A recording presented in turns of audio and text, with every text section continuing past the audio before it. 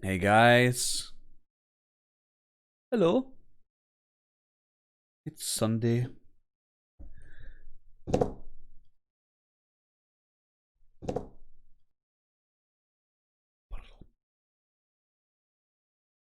get our stream manager up, a little quality check here. Do our usual stuff, arenas.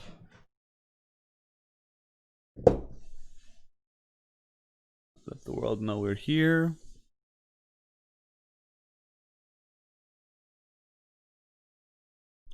Okay, looking good.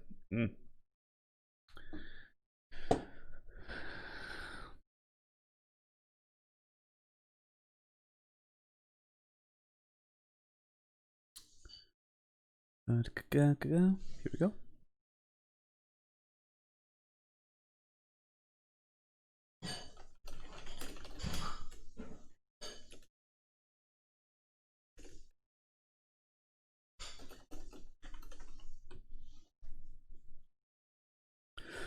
All right. Well, hello, guys.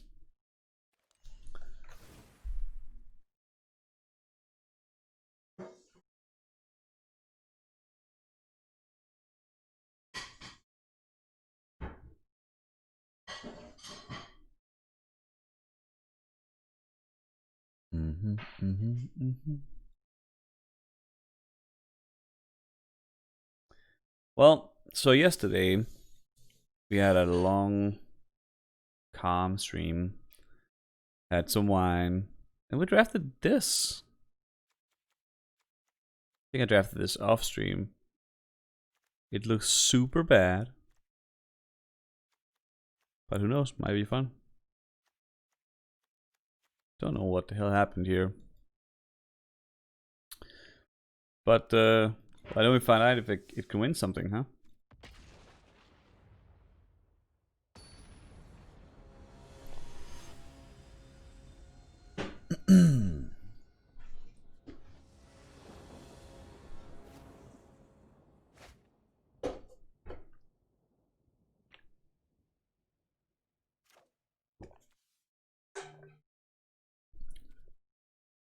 Okay.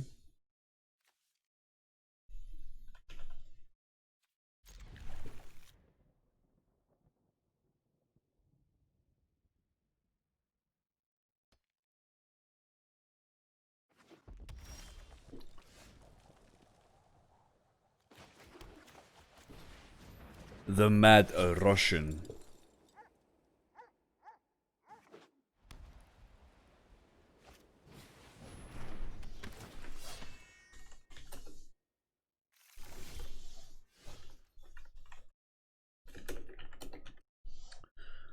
Alright.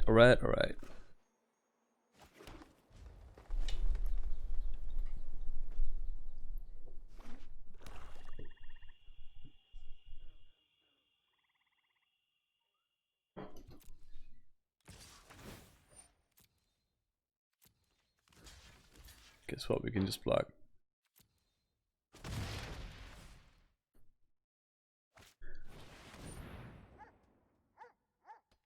But yeah, one more, huh? That's fine.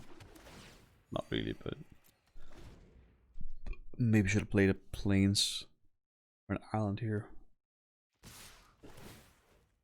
Now we have a couple of we have two of these in our deck. I don't really know what they do. They do a bunch of things here. Counter spell, counter activated ability.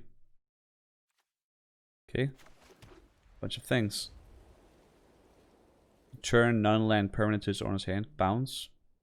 Create a token that's a copy of target creature I control. And I draw a card. It's just everything, huh?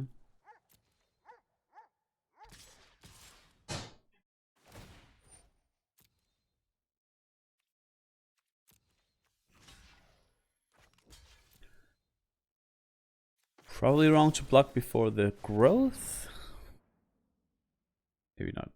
Then if he kills the response, we can at least have done the damage, huh?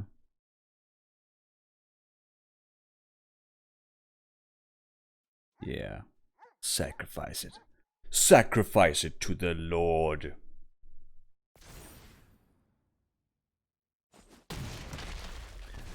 Unless you want to drop a 4-drop here. Falconer Adept. How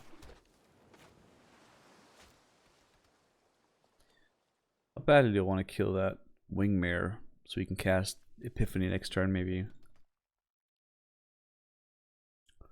We don't have a really good creatures to copy here, let's be honest.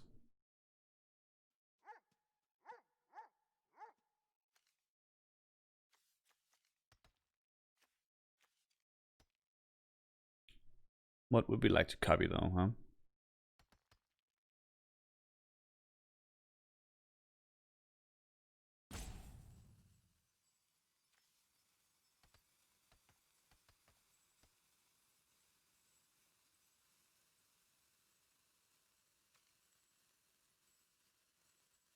I guess Mutt's a pretty good creature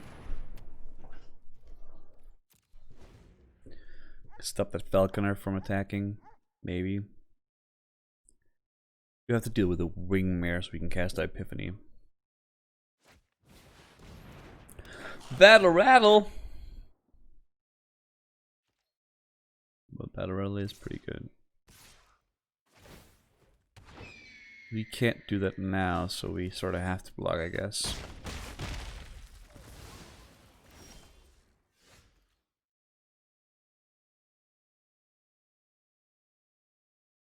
Maybe we fight now?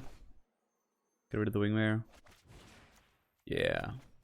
So we can just bounce the token with our Epiphany.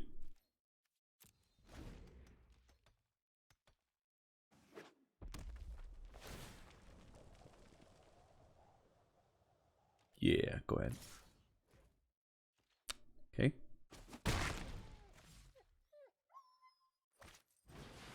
Another Falconer Adept.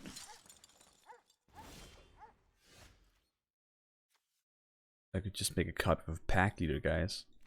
Wouldn't that be sick?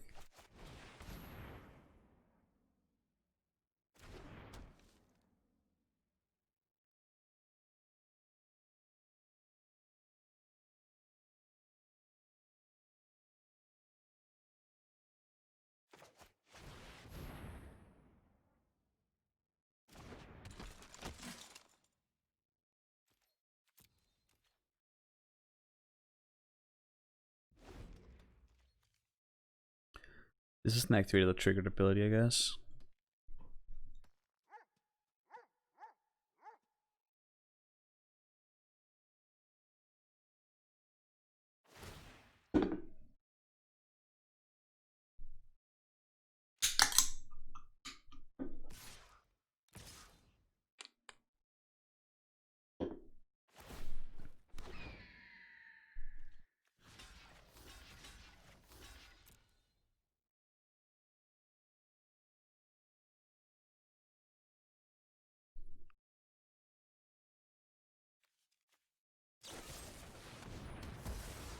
Oof.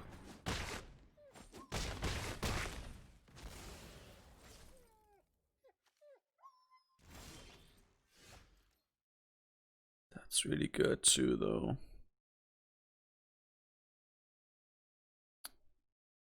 Guess we can't do any of the things we wanted to do here, huh?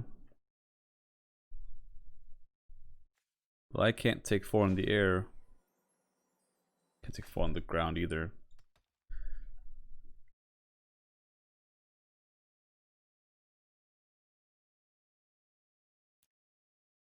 Well,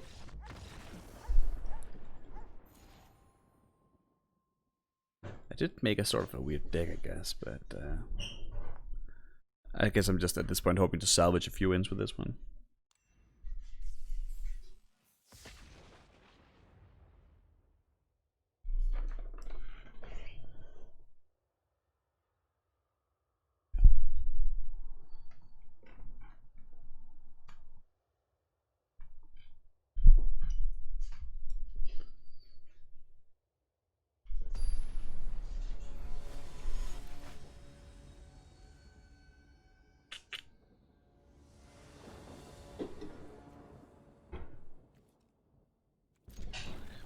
I promise I would not, under normal circumstances, draft something like this, I think. That could potentially be a very good start.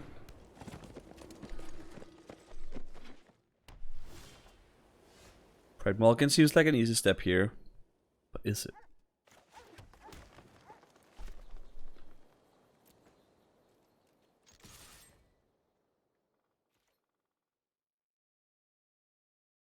Swift response.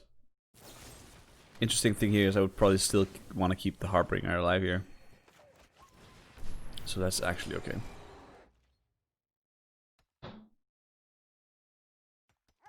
Mentor is pretty good for us.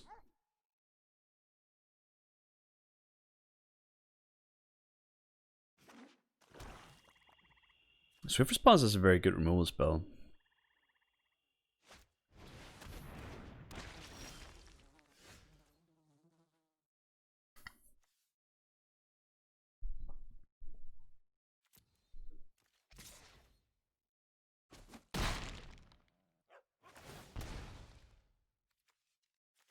Epiphany on the bottom. So okay with that.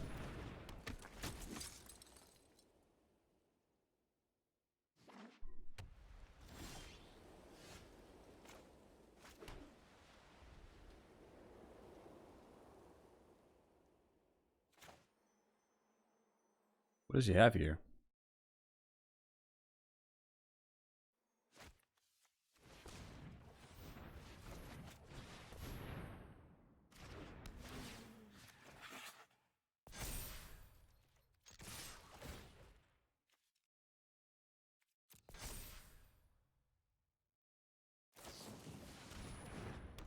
Blackout. Ethan. That works out nicely. Still.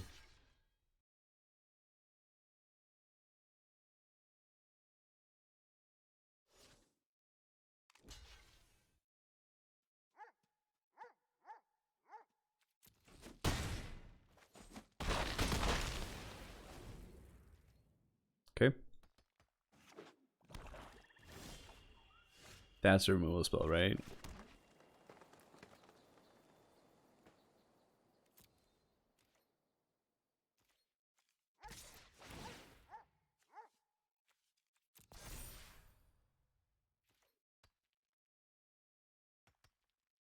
Gotta be.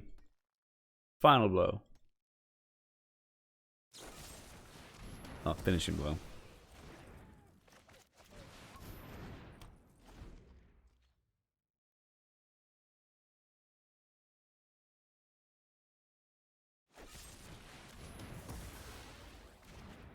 Well, depending on how many of those he has, it could be difficult to win this.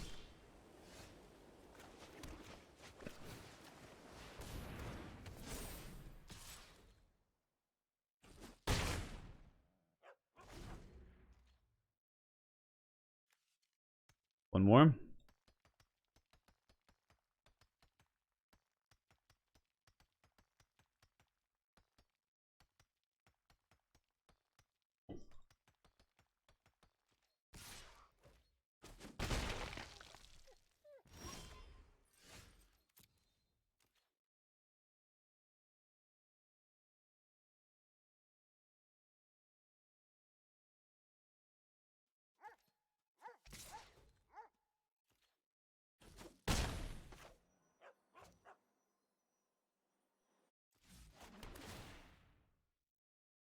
Back to you, Apo.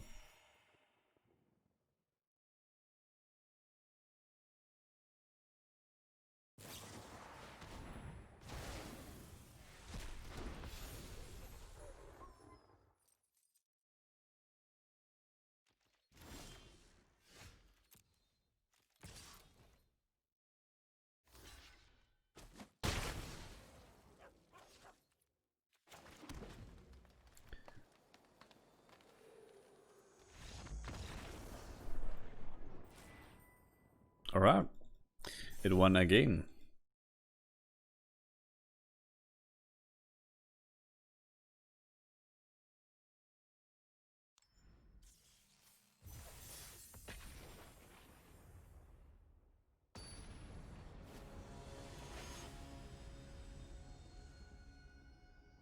Kurgan.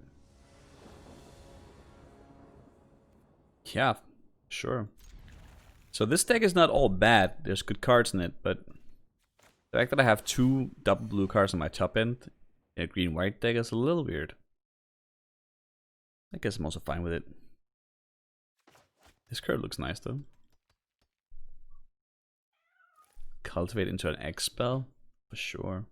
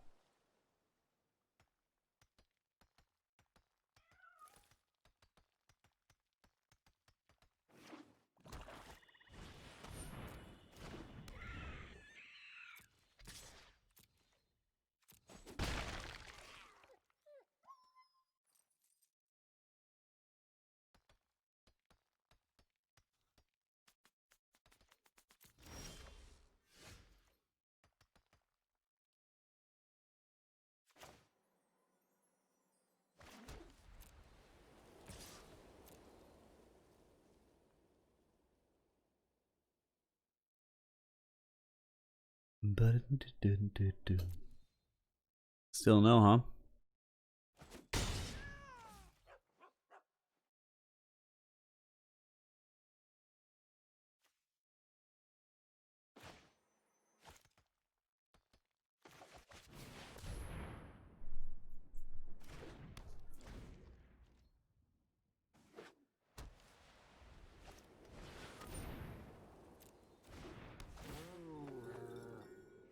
Nice.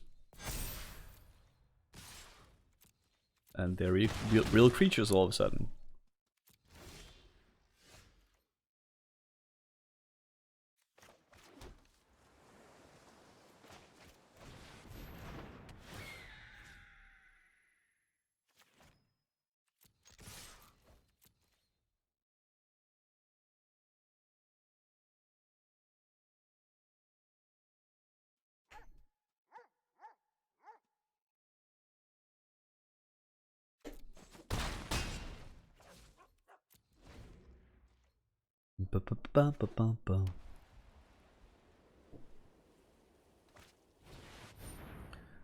Gaggle Master, really?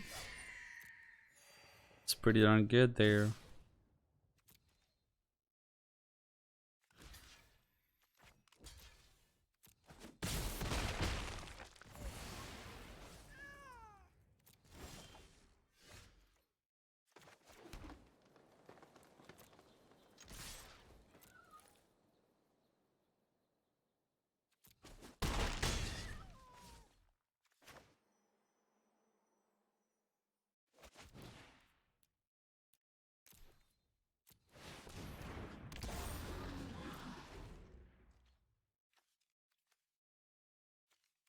Counter, attack for a lot. Unless, of course, the Scourge just gets killed. It does not, huh?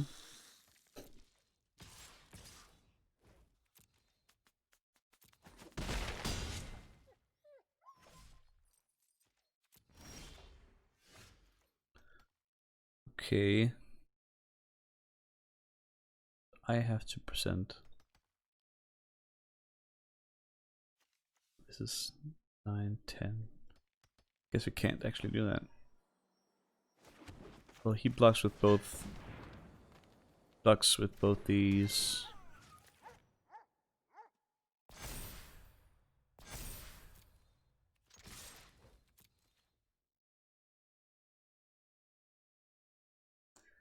He still can't kill the air creatures. He's got sick in the air. We have no way to gain life.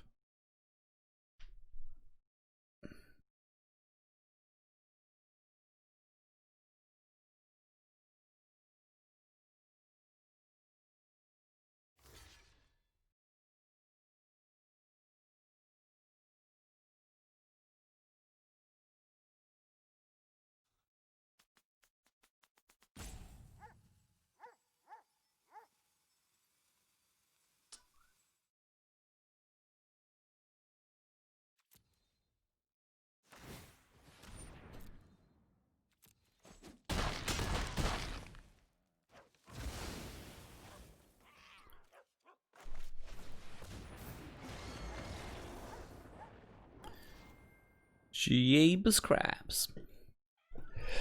Alright.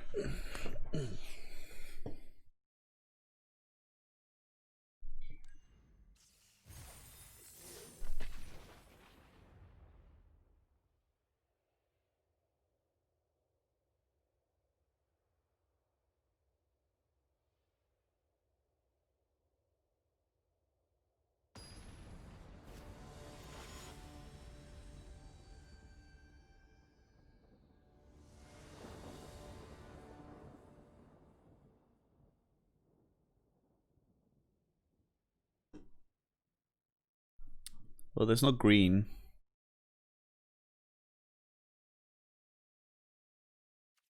We'll find some green. Really, technically, want to get onto a different draft than this. Don't much like this weird wine-induced draft deck. Right on time. Forest and Island.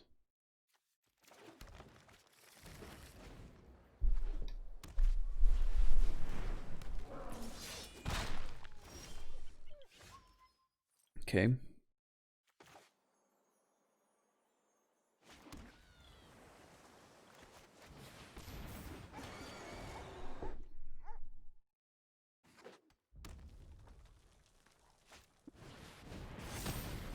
That's tough.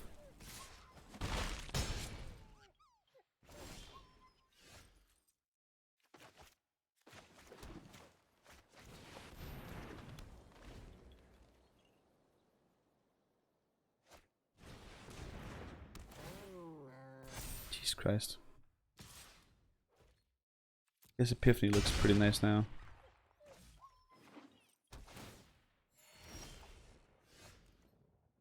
I can even Titanic Growth fence.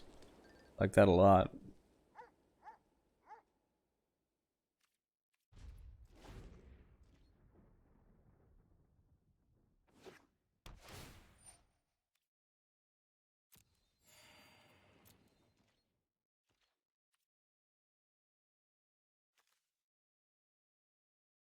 Okay.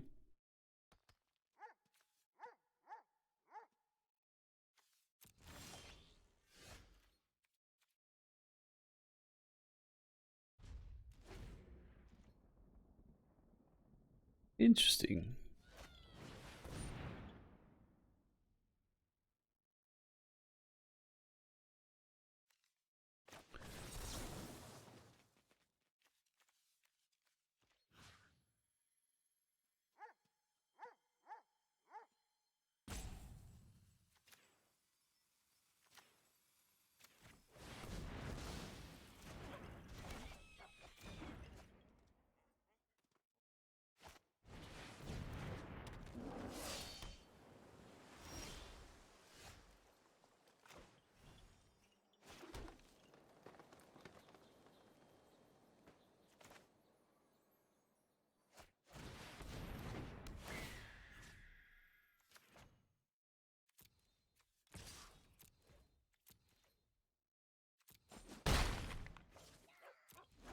I guess we'll just hold defensively here. It's a pretty good position to be in. So, no need to rush anything here.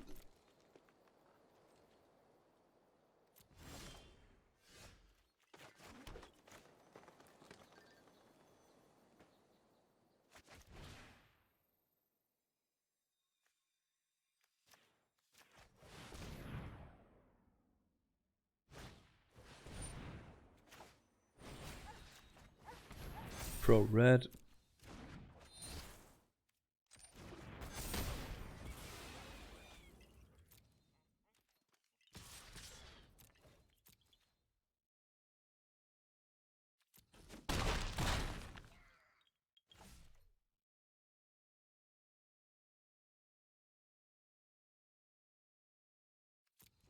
I don't want to top like that. It seems a little greedy. Let's respond with a nice Titanic Growth instead.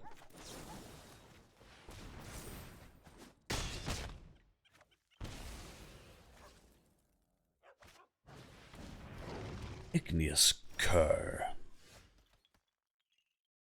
Guess that is danger. Another mutt though, Like it.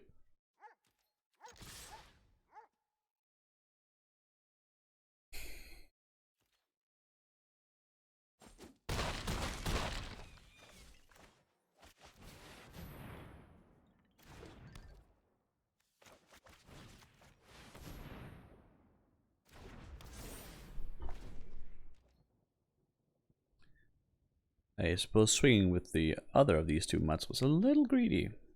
That's removal now. Whoops. I just woke up from a nap here.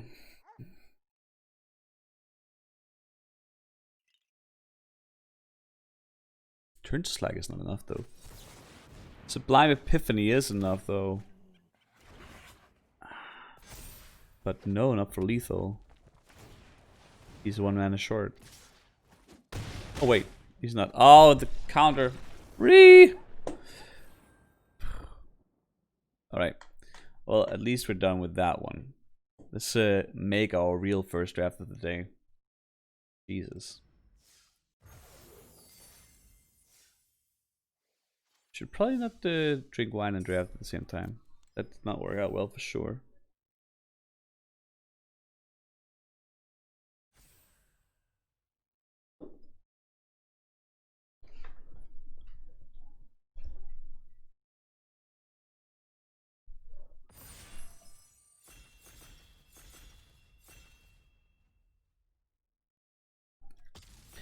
Yeah, we're ready. Alright. Let's go. Let's go. Let's go. Let's go. That's not what I wanted to open.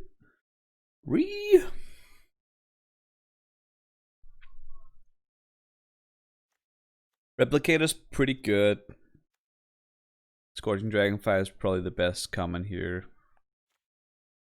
Replicators early are really good though. So you can sort of draft towards making copies of things. And if you do make copies with Replicator just once, I feel like you're pretty good. You're like winning.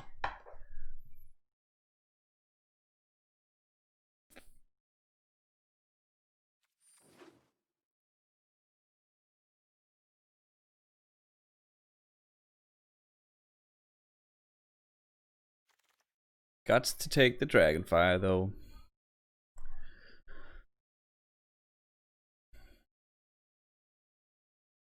Now I can pick the Bronzodon. Or nothing else really. Like I could take the Chorus to try to go aggro here. Bronzodon I think is a much better card. It's pretty good.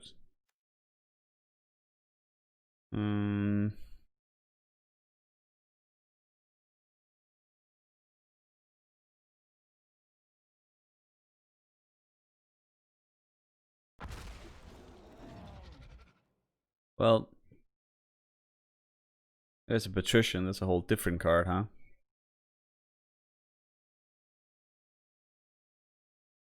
I really do like the Patrician deck if you can get it to work.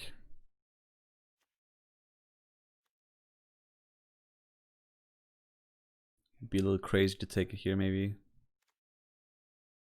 Maybe. Could just take the Mud and stay on color. Mud is pretty good, 2-drop. Yeah. Let's not go too crazy. And then, of course, some pretty good white cards. Tempered Veteran is super good. Boros.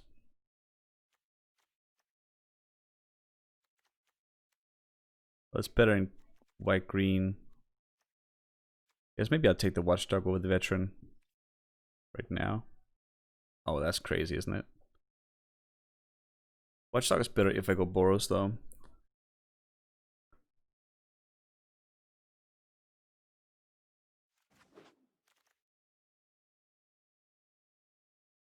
That's a Hunter's Edge. That I sort of have to take, I guess. Can splash that even if we go Boros, I guess. Guess not, huh?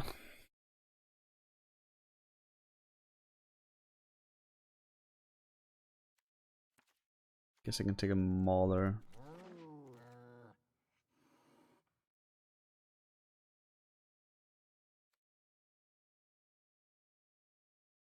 Growth. There's a Death Bloom Thallid here.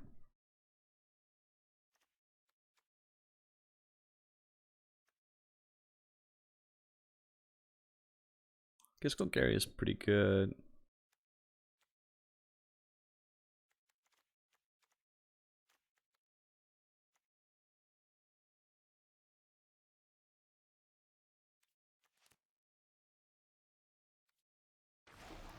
It is very late for a Thallid, I guess. No, it's just a Mud here. Alright, alright, alright. I can take the Shrine in case we make some sort of Shrine deck. That would be nice. That would be fun.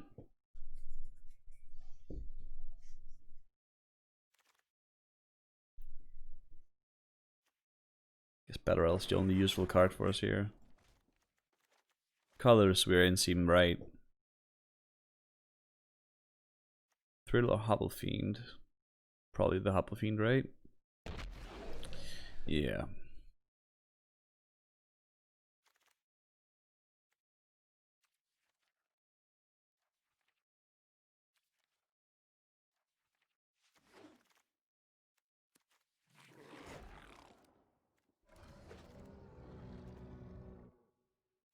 Guess Maulers are cats. Can probably get some more of those. In itself, it is pretty good, I guess. It's a 2/3 for 3, which is not impressive. But whenever this deals combat damage to a player, I can destroy up to one target artifact or enchantment that player controls. That I like.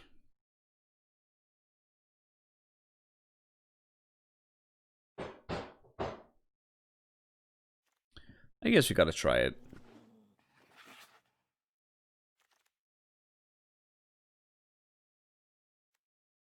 Do you want to pick the Pride Malkin over the Bronzon here? Pride Malkin is pretty good. Probably want to do with the cat tribal here. Let's go. They do have protection from dogs. The other cats I control. So not this one. Okay.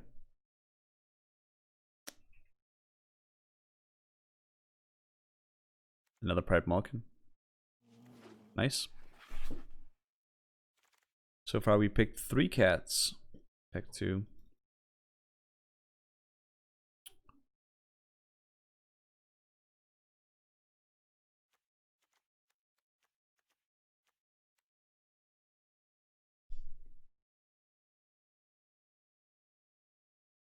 I don't know how much I like Battle Royale Shaman. I like Mir. Tramp into something. If we draw something big, I guess. Pteranodon I like a lot. Take that. Goes well with the Pride Malkins.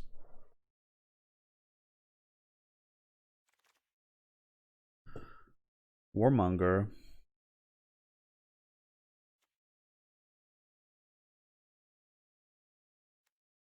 Take the Dreadmore here or the land for splashing something white.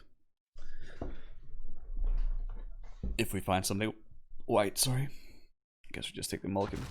The Dreadmore. The other cat. This, I mean, having a Sovereign just does make it a little bit better, this. Potentially.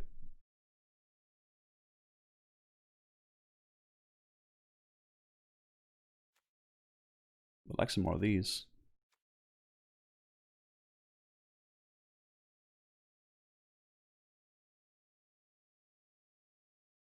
I guess I'll take a Sure Strike.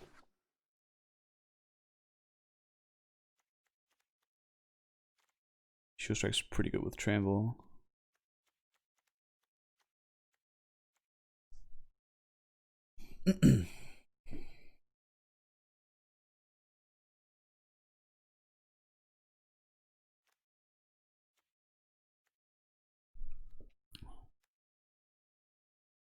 Look, baby. Look. Ooh, This is the cat lord of the set. Makes other cats better. And I I love got it. some of these and these. Ooh.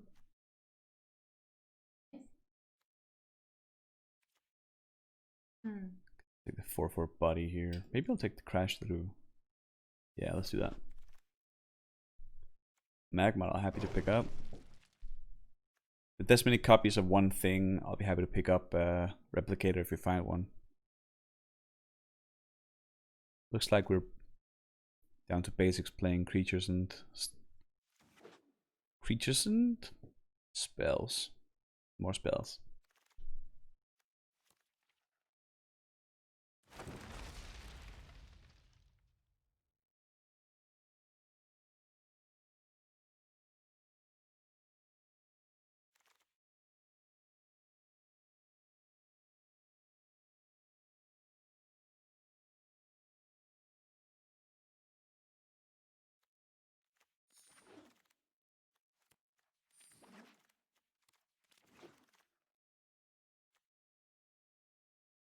Well, this makes cats.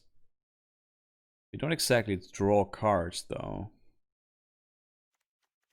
At all. Like, seriously, not at all. And if we don't draw cards, this becomes bad. Like, I would like take this and the Visionary, sure, but...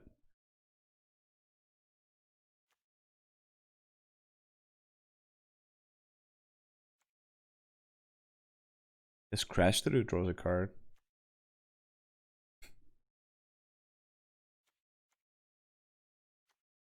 Potentially a very good 2-drop, though. Visionary is going to be good in our deck. We'll try to go for it, see if we can pick up Visionary or something. That's a little late. Because we wanted that actually earlier. Here we'll take the Avenger. There's a lot of good cards here, but the Avenger is the best one.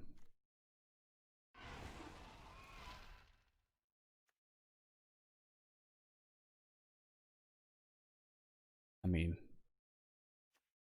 guess Gatrek can be pretty good. You already have 2 artifact creatures. I'm liking that. Certainly ended in the right colors. Hireling with 3 Magmats. Or another Dreadmaw. Or a track down for Jor-El.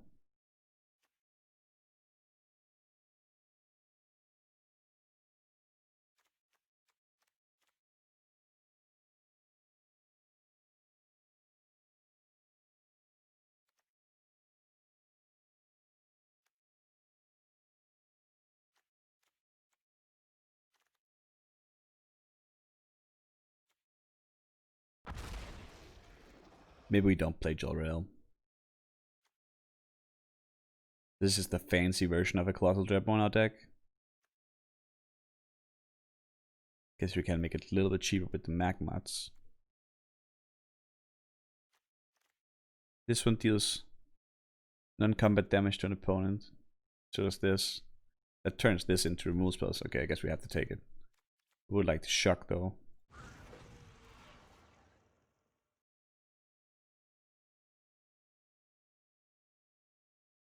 I wonder if we take the Green Sanctum here.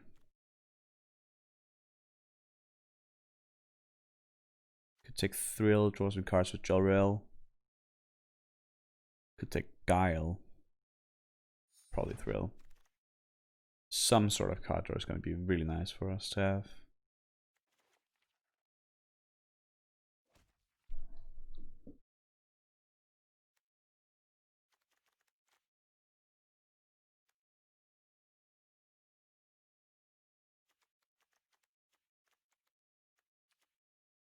Ogre's pretty nice with Incinerator, I guess.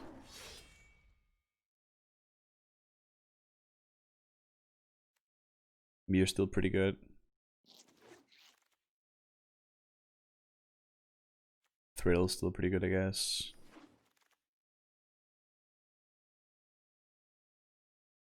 How many Magmats do we want? Or do we want Fungal Rebirth here?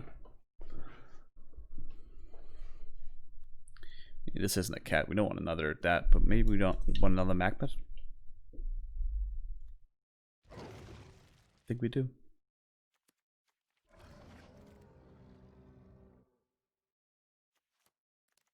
Just take the track down there.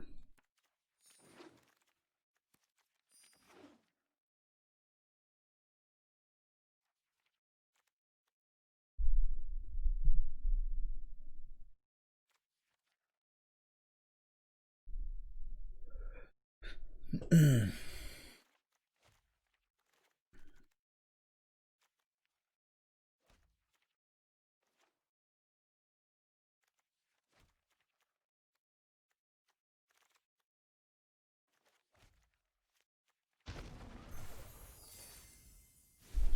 guess maybe we want to play the Prismite with Gadrak here. Is that weird? I guess that's how we want to pick the sword too.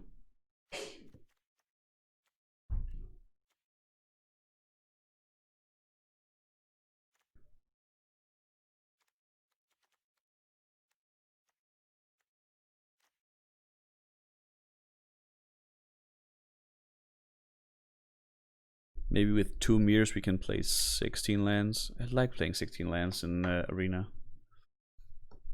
Feels right.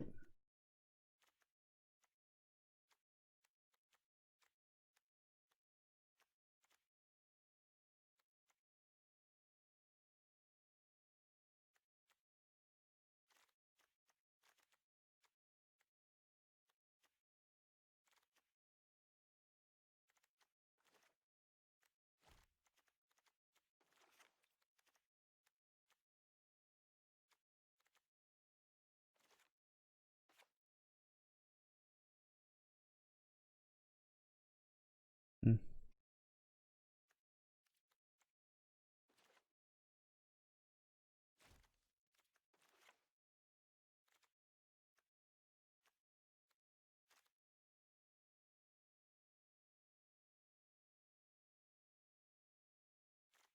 Three ways of activating this. No real way of drawing cards. Maybe it's just a reach to play Jewel Rail actually. It's just the worst 2-drop at this point. It would be nice to play, but I don't think we can. I don't think we played through Thrills. Maybe don't play maybe don't play Crash through here. All that big stuff is trample anyway. Get trampled through Purple Malkins. Okay, so maybe we cut that. Maybe we still want the Sure Strike in just for a little bit more interaction. Maybe we run the Run Afoul.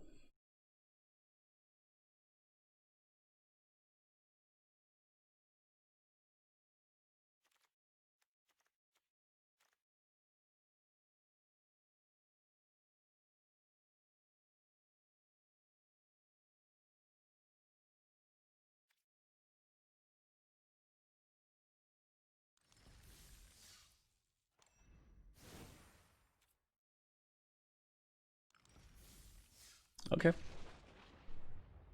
Let's see what it can do.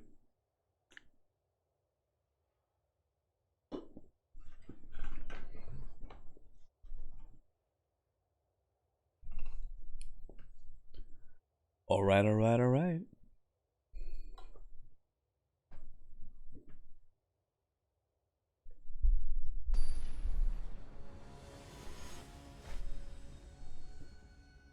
Mopeat 666.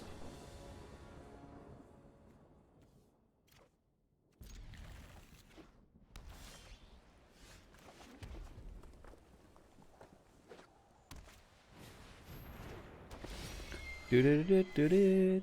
Charge.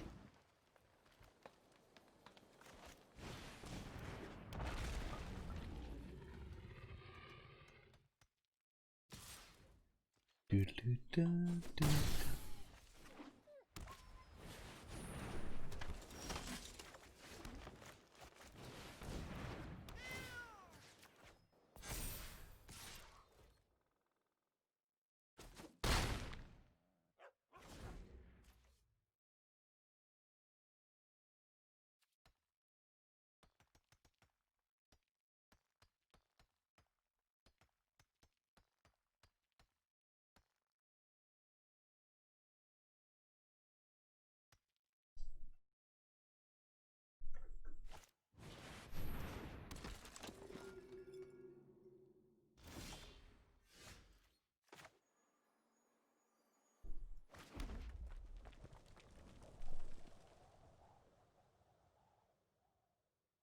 Can we just attack here? Don't think so.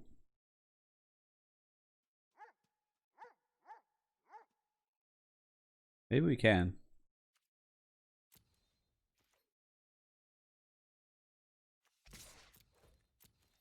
Just want to get the battalion off. If you can't do that.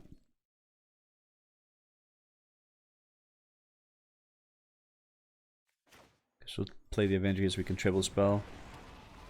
If we can block the charger.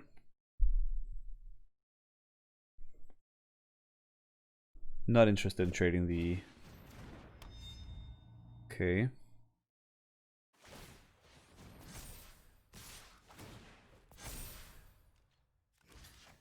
There could be a feeder resistance. But couldn't, not with 1 mana. Pretty happy trading the tapped Mulkin for a charger though.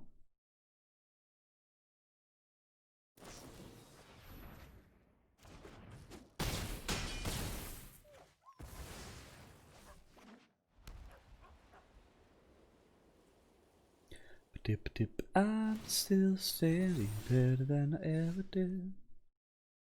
Looking like a true survivor. Feeling like a little kid. They can attack for 8. Have 2 blockers up. 3 well, yeah, 2 blockers.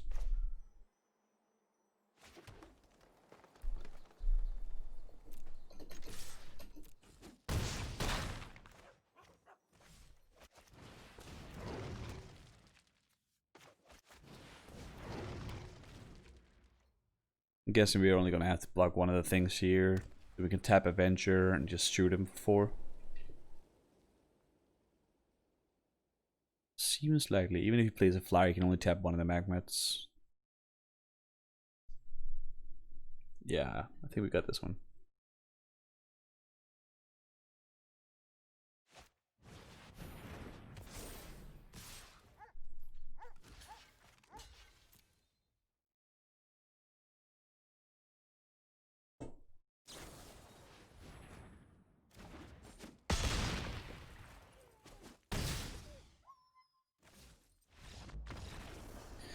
Got him. Alright, awesome.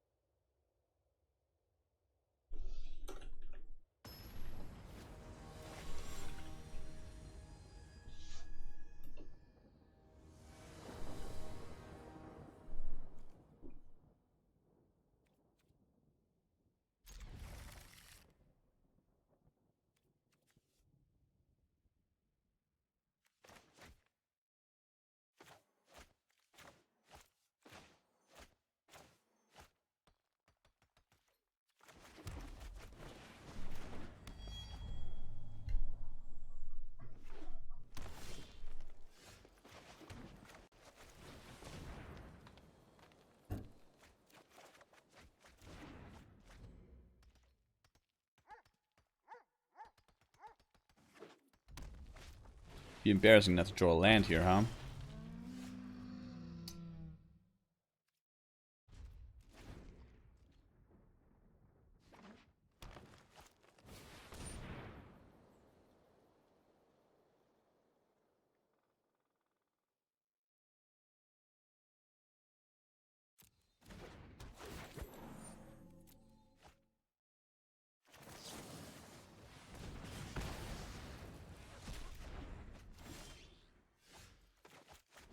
Still embarrassing.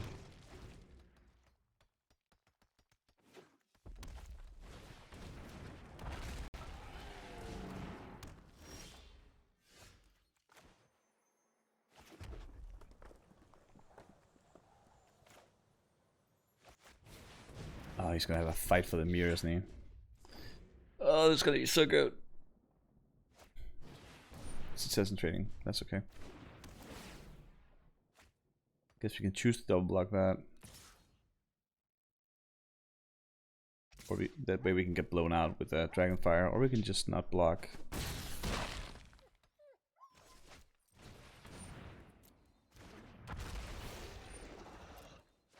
Okay.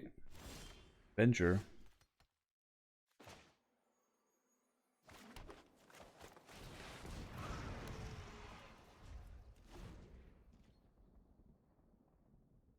Now magma pings is also pings to his creatures. Which means if we get 2 of them up, we can start pinging out creatures.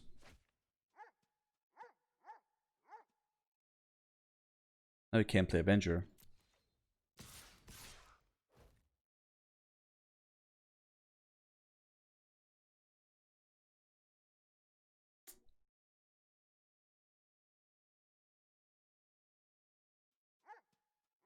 Don't like that.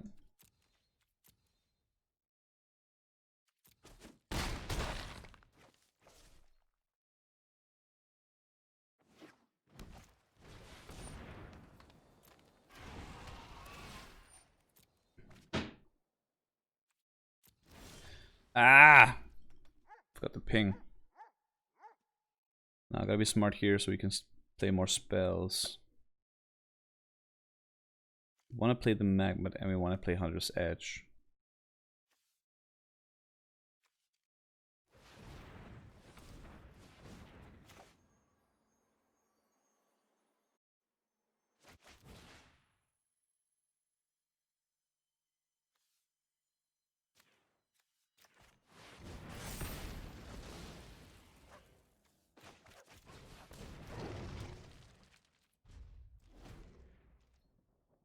This way we can block both the big ones.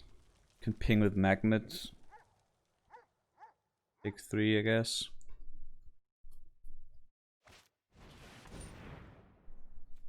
Not so much as that happens, but... Oh. Guess we then have to ping what we wanted to block here.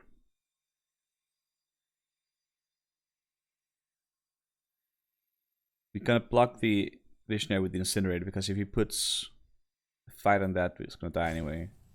Then we're gonna block the weak 3/3 because it doesn't have Trample.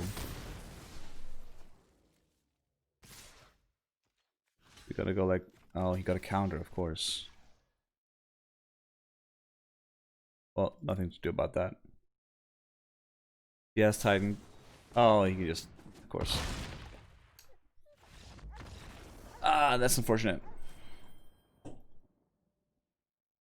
Early Furious Rise is pretty good, I guess.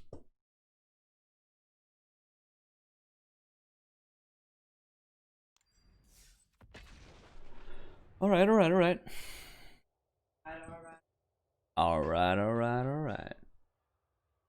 I can tell I'm a little tired in my brain, yeah. Yeah. A little bit, yeah.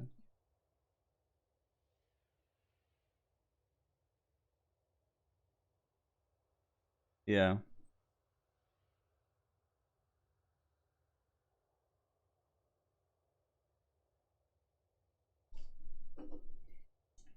Need chocolate cake. Good brownie with bourbon vanilla ice cream.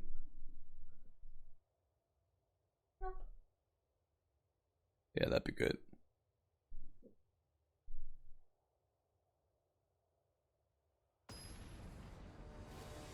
I'm not even gonna ask.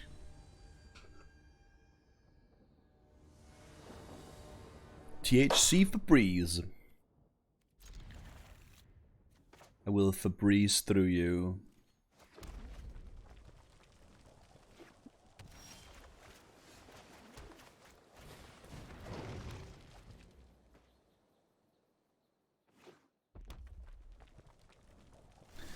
I would say our turn was scripted, but since he's red.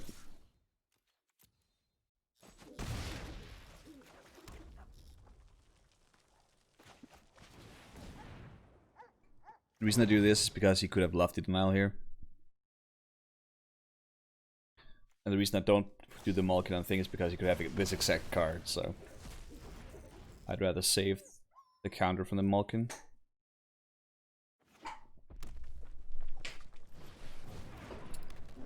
Now we can double spell.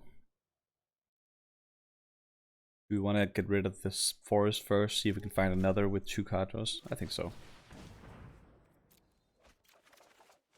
Nope. Not so much. I guess we'll offer up the trade.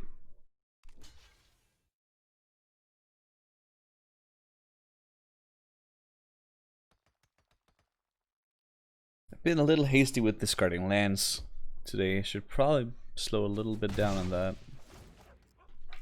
Our curve does go out at 4 with like 1 Chandra and maybe like a Dredmo on top.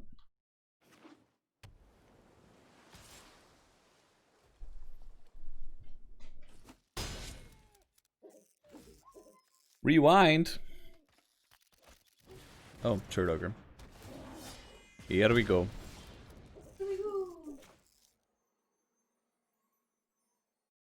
Guess I can thrill again.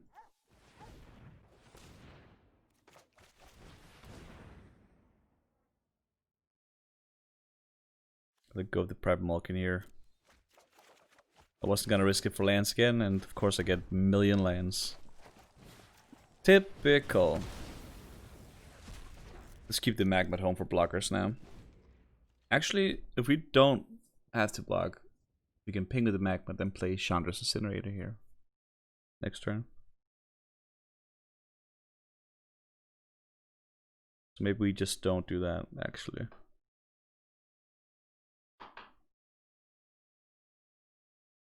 Maybe we don't even offer the block if he attacks.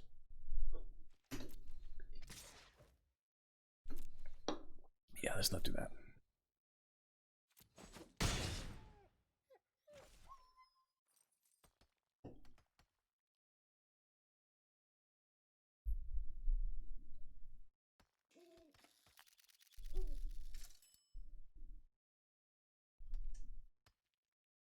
Now, please don't rewind my Incinerator. That would be bad.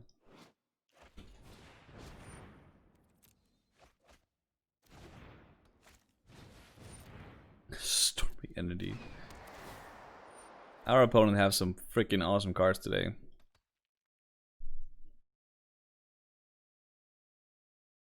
Pretty good.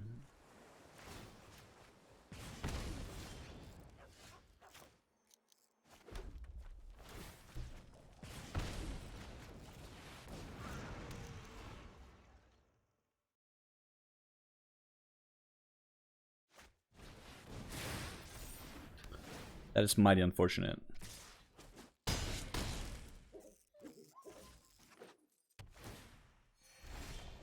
No removal for air. I can ping the entity for 1, but that's not enough. Oh, rough start, guys. Rough start.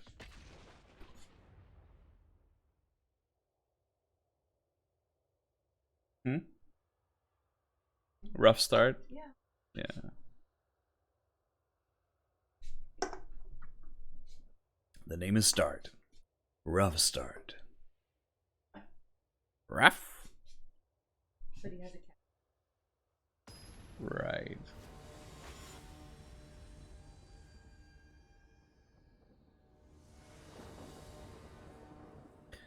I'm playing against a character called Cat Slap.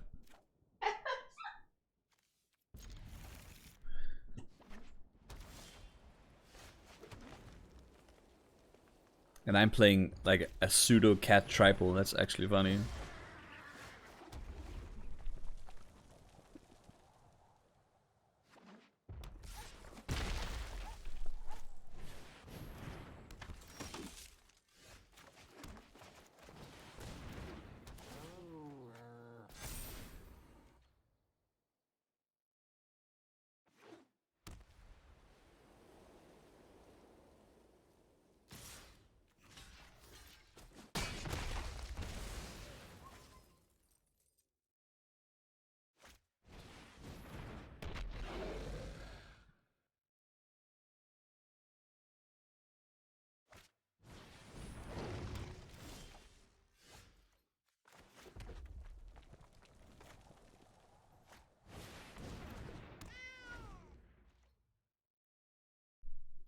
At this point, I'm just trying to produce a blocker for every turn.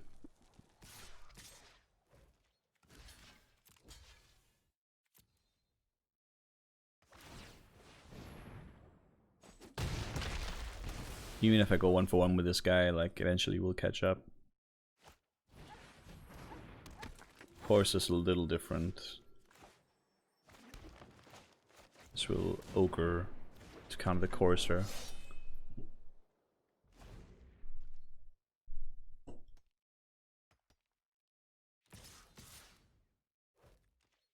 Looks like Sure Strike to me.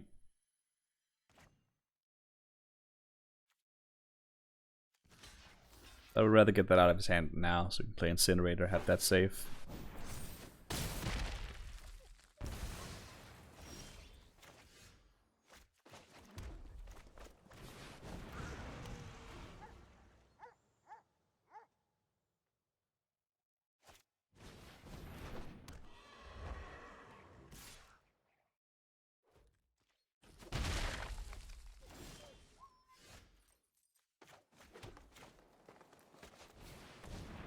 At this point, we just play our hand. Give this guy a Mega Trample.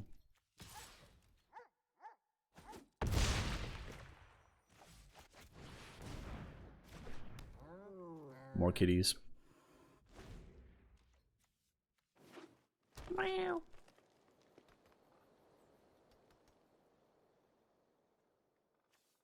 This almost looked like a swamp. First sight.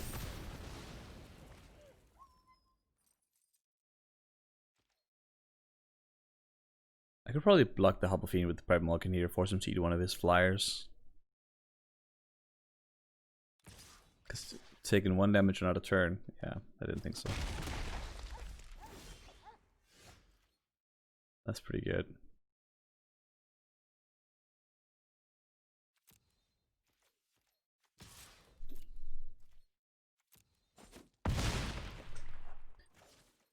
Don't you know that I'm still standing better than I ever did? I feel like a little kid. Wow, still standing. Now this is Trample. Do we care about that extra damage? 6.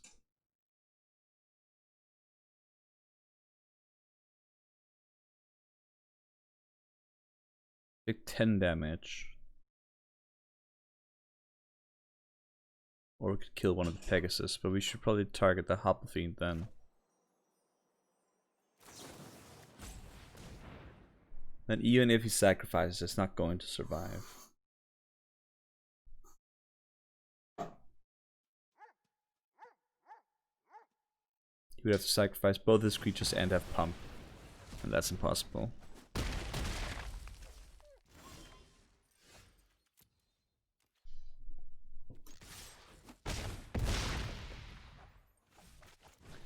You're at 1 friend. We defeated Cat Slap! Woohoo!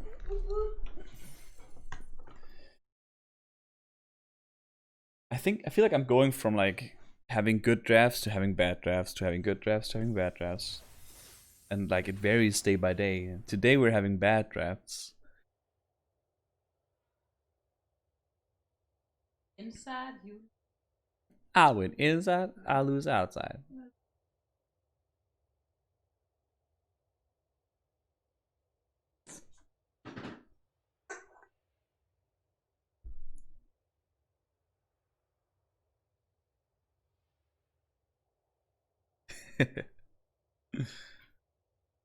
Yeah, work it. Yeah.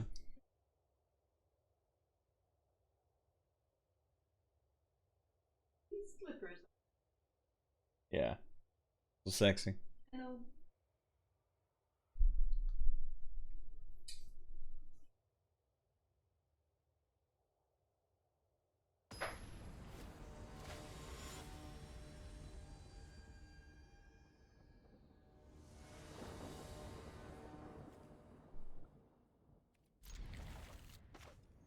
Liking these Mac mods, they're super good.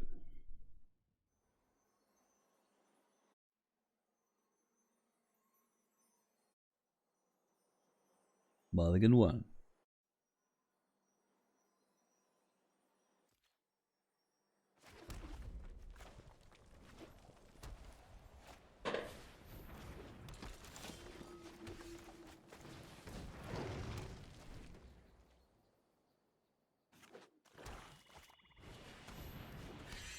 It's pretty good.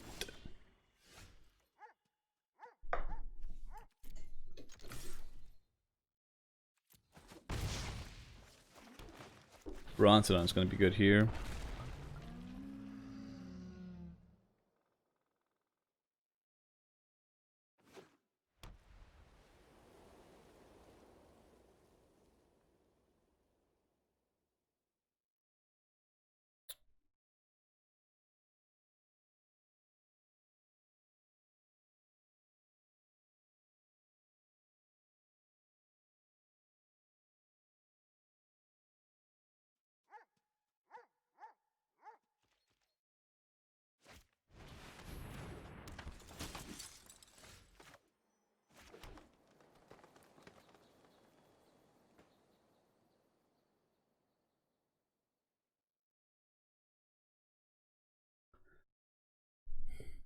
What do we do here? Can't double spell. Could Hunter's Edge. Kill the battalion and attack with both. Swings back for 2.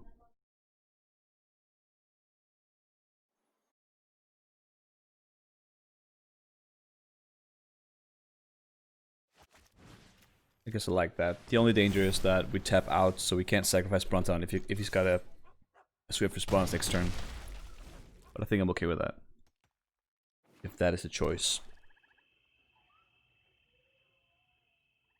I do want to try to see if I can keep mana up for sacking Bronzodon in response, because getting rid of this side is going to be important, I think.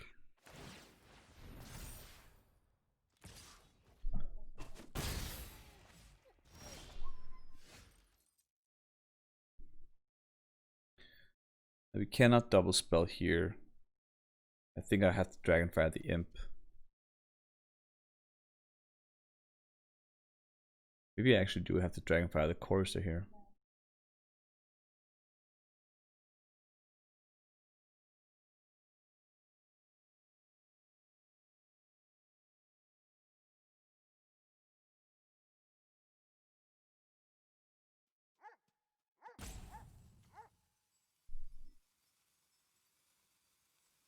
If I can make the cats deal damage, we can kill the Scythe.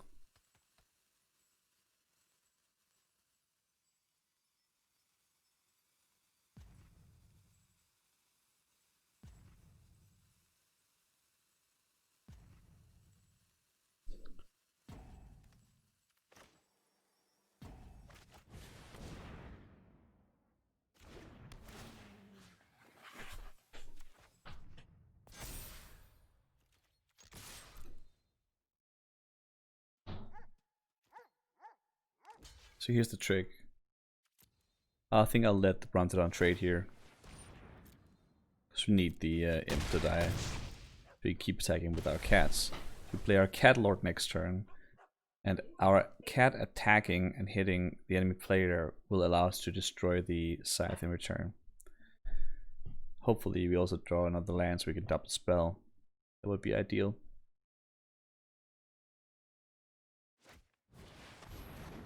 Swoop. Hopefully that means he attacks. Now we really need a land here.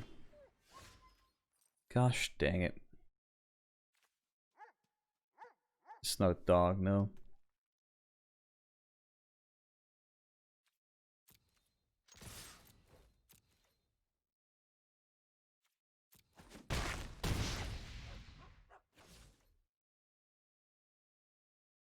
I think we need to wait for the last land before we start going in with this cat palm strategy. Most likely next turn.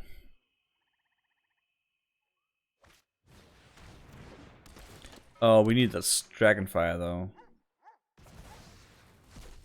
Now I guess we have to play the Cat Lord and just attack. We do have good attacks now too though.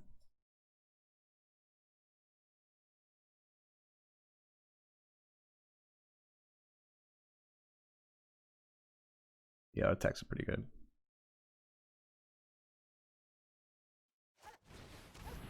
Bastry Cat.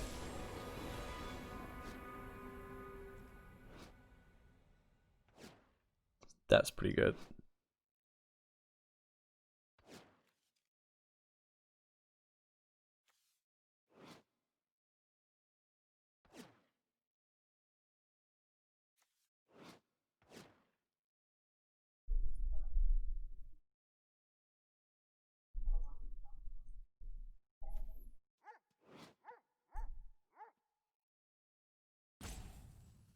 I also feel like the last card they have is always Legendary Planeswalker.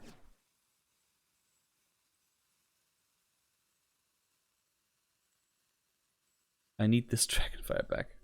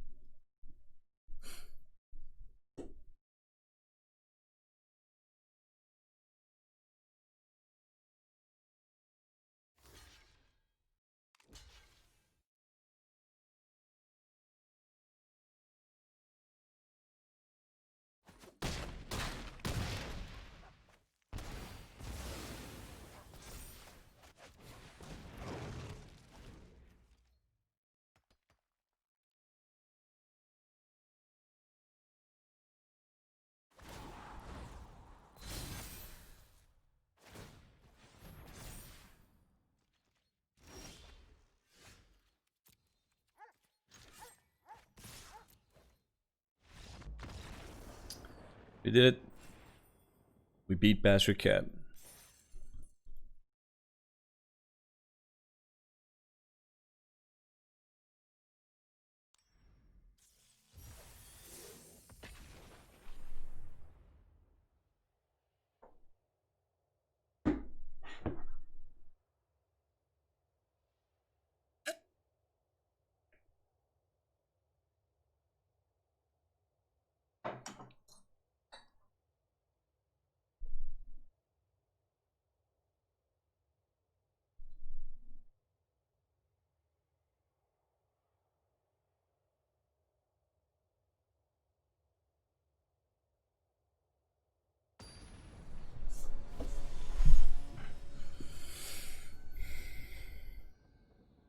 Macabre Bob.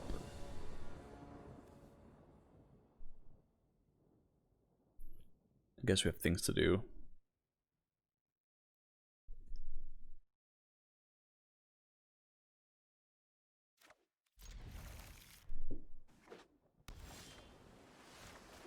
Even more things to do.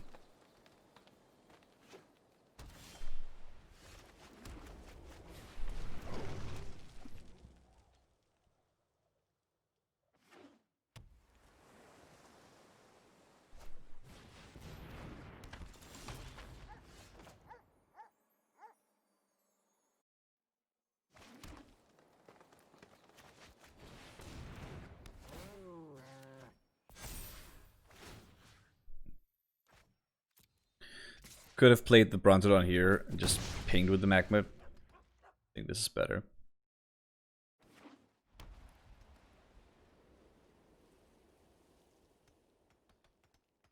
I guess the upside of playing the Brontodon would be that we could put a counter on that, make it a 4/4.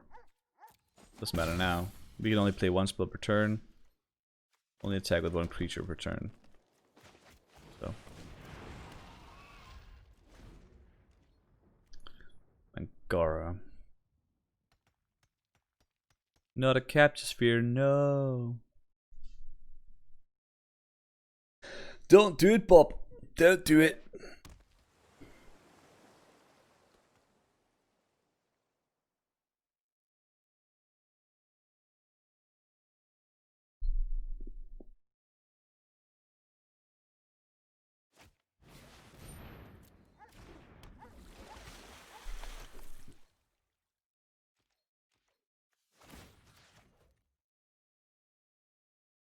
Swift response. I'm not gonna tap my Leafkin Avenger, don't worry.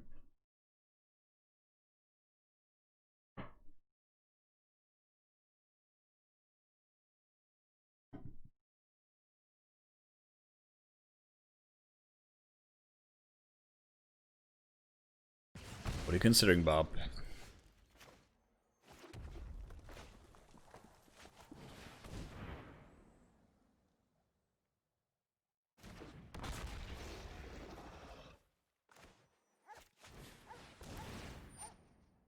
Oh, I can only cast one spell per turn. Whoops. That is my own fault.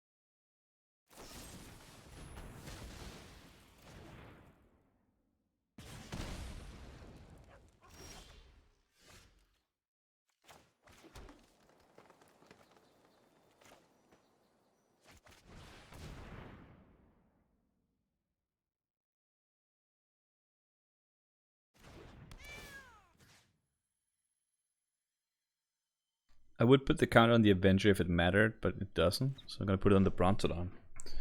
Just to keep having a better blocker and diversify my threats a bit. It also means that Leaf can eventually taps for more mana if I needed to, but I'm not going to tap it right now. Because I don't want it to get swift responded. And if I can, I just want to try to burn my opponent out from here on out. Brontodon protects against stuff like Capture Sphere. I think we're in a pretty good position here. I mean, barring some really good 6-drop. Wake of the Waves would be really good for them here. But at that point, we're still going to be able to burn them out, I think. Albeit that much slower. With Current Grab does nothing. Keeping mana up for Protege. Yeah, life is good.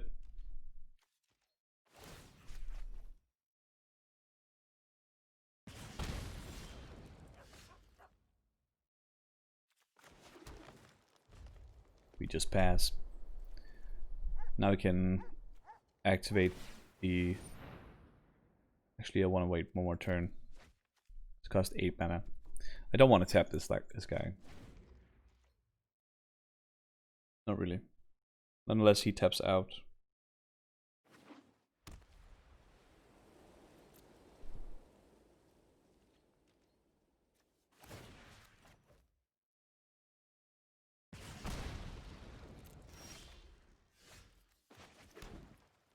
Now I can. I can just use the Leafkin Avenger every turn without having to tap him. Now that's awesome.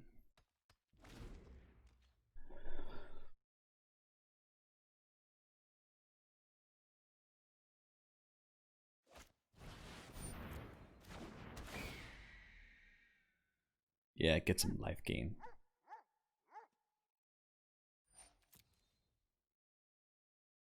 Angar is pretty good.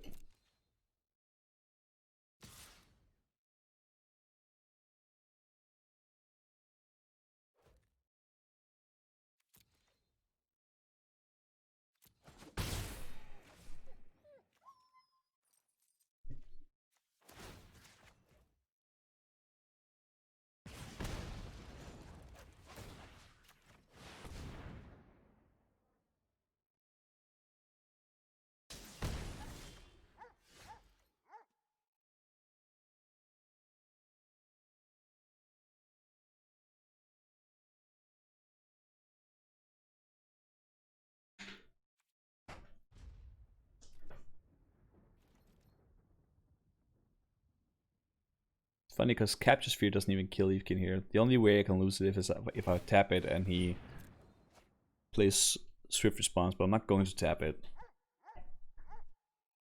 Huh? He could have tapped it with this, I guess. Maybe that was what was he considered. He also bounce it and counter it, but I don't think White Blue has many solutions for Leafkin Avenger.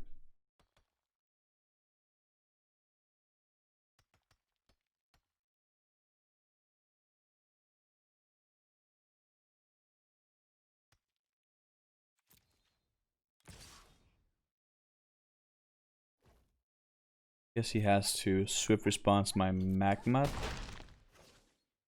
now.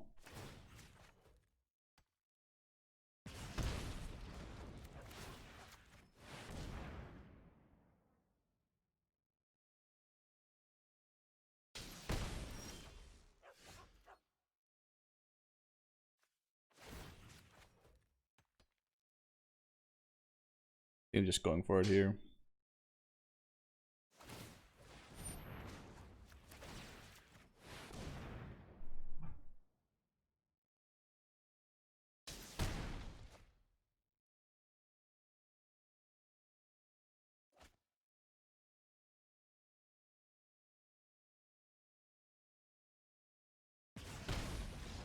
Okay, very nice. Winning without attacking. I like it. I do think Leafkin Avenger is pretty good. But in these situations, like where we're in a board stall, it's really, really good. It shines, pretty much.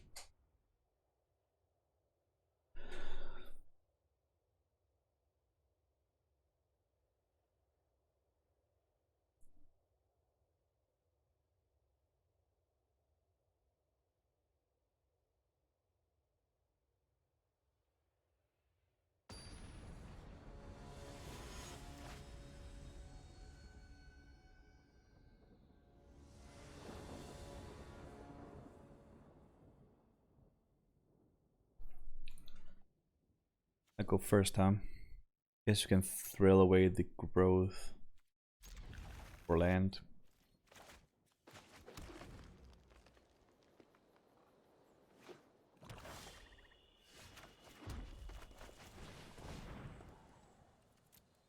Yeah, I want my big guys. Ugh, no land, huh? Of course, 10 cards, no land. That's just how we usually play Magic. There we go.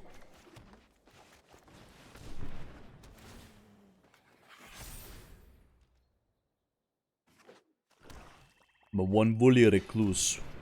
Ma one roly. I guess that blocks that. Stalemate.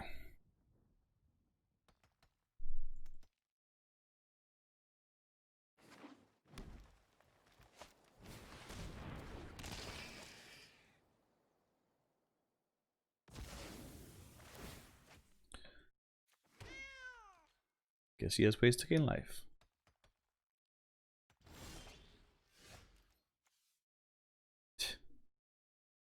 Um.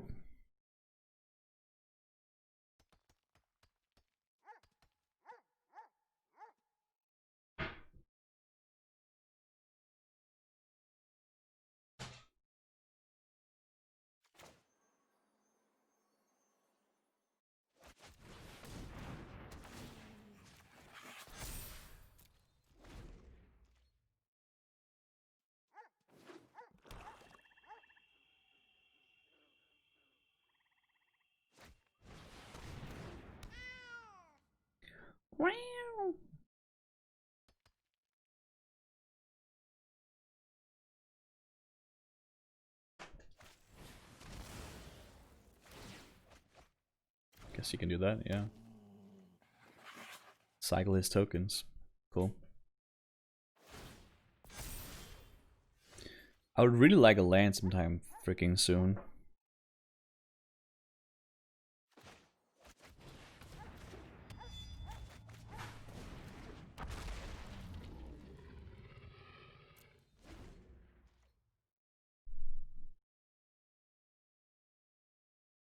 Jolrail's second ability is beginning to become scary here. Okay, now it is scary. They get base 5/5. It means the Mola comes to 6/6.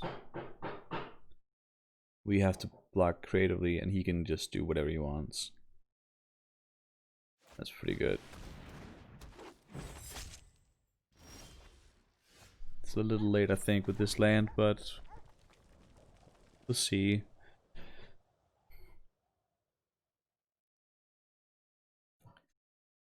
I guess I can play the Avenger next turn, play the Incinerator. Then I can start pinging out things if we get to live that long. Yeah, we'll give it a try. This is gonna be tricky.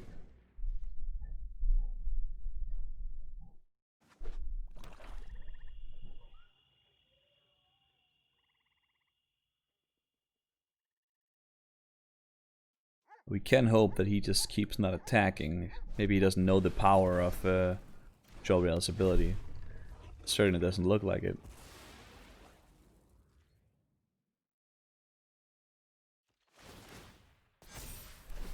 Okay. Okay. It's a lot of triggers.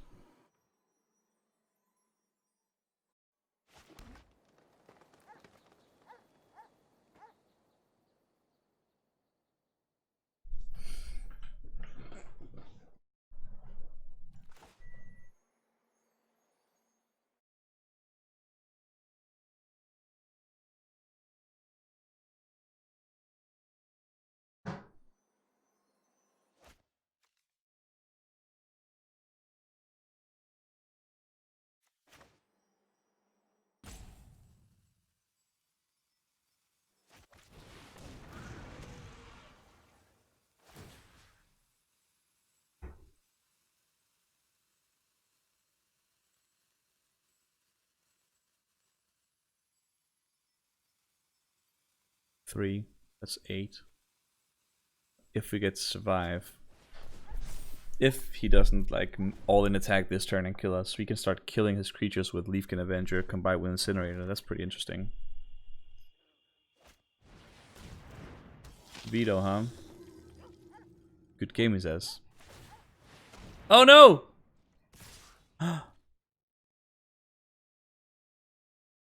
Well, whenever he gains life, target opponent loses that much life. That's me. I'm target opponent. So how much life can he gain here? 5, 10, 15, 20. That means I can block with Bronzodon. Wait, I don't have any mana. Sacrifice Bronzodon. Do I really not have mana to sack this?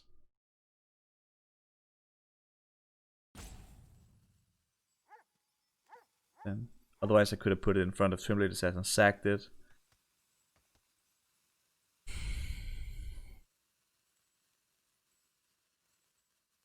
He's attacking for 21. That's so freaking close though.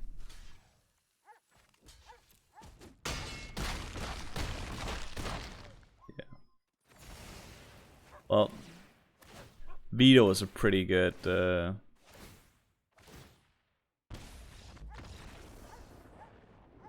draw there. Alright. We're learning things though. We're learning things. Veto seems good in Gruul. Good in Golgari. Gruul is pretty good, I think.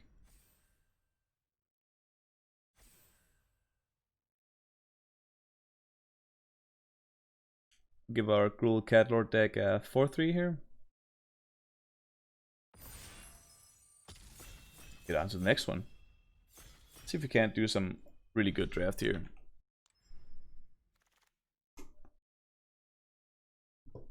Well, Glorious Anthem is certainly a good way to start. This card is super good. Oh my god. I want all these cards. But we have to take the Hallow Blade over. Do Do we take the Hellblade over the Houndmaster though? Is that a thing we do? God, these three creatures in the same pack.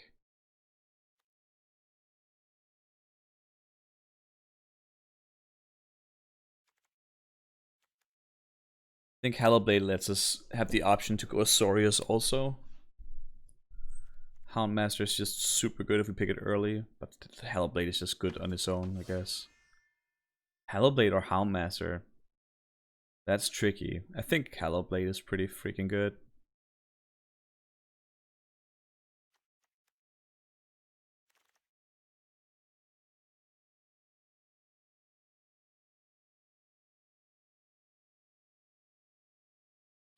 Now, if I want to go Azorius Flyers, I have Rain of Revelation, but I also have Roaming Ghostlight here. Could just take the Chorister, stay on color for now. Chorister is pretty good.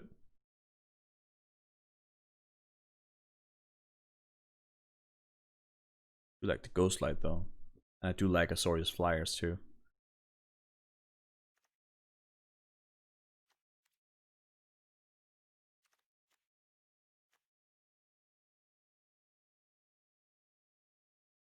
Guess if we're in that deck, the Rain is just better. Let's pick that up. I like a lower curve too.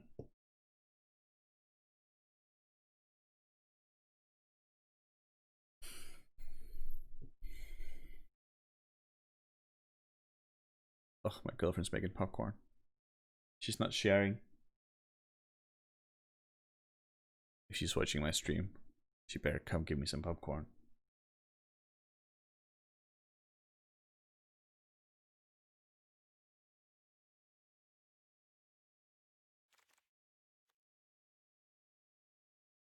Well, that's a Gourmand. I'm taking the Roaming Ghostlight. I want to see if I can go Azorius here. Seems pretty good with Glorious Anthem also.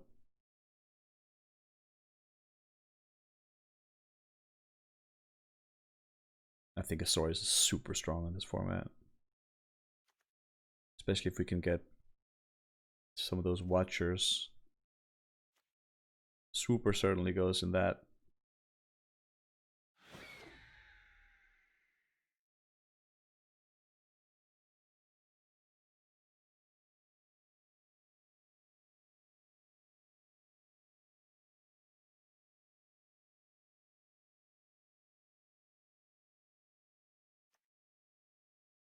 So awesome. Angels.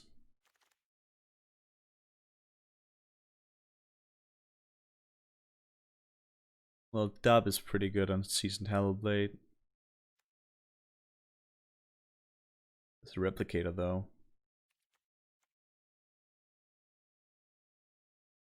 Kinda do like Replicators. We have nothing to replicate right now.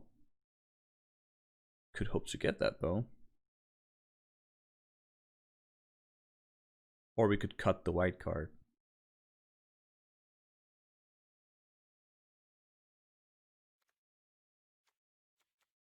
I'll pick a Replicator. Just because if we can get it to work, it's such an amazing card.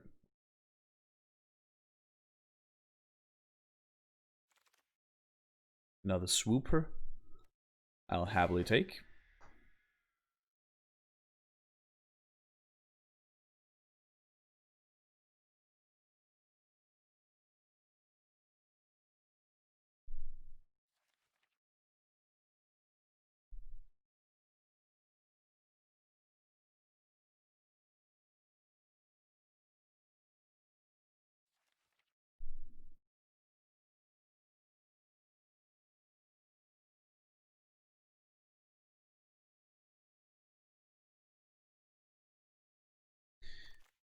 I do want to do whatever I can to make my curve get a little lower here. Don't really think the wall is amazing.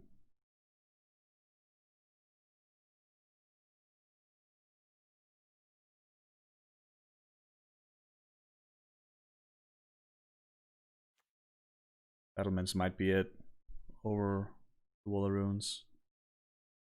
Don't think I'm playing either. Maybe I take the snare spinner in case we're going green here.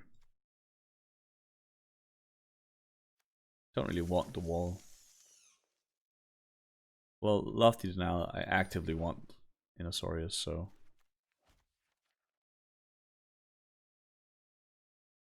Lofty Denial is excellent.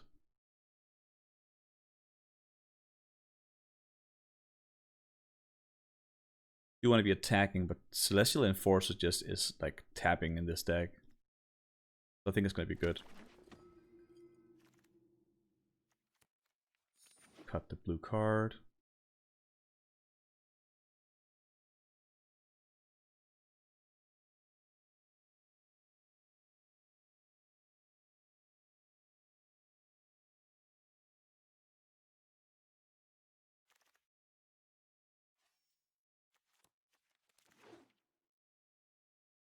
Now we are trying to cut the colors so that we might actually end up seeing some Watchers in pack 2 and 3.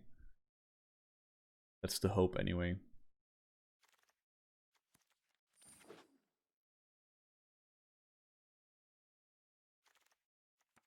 Don't know that we're going to expect much white from our left side after the first couple of picks. Because we sent a lot of good white cards to our left. Well, Faith's Feathers is incredible. I think it's better than Feet.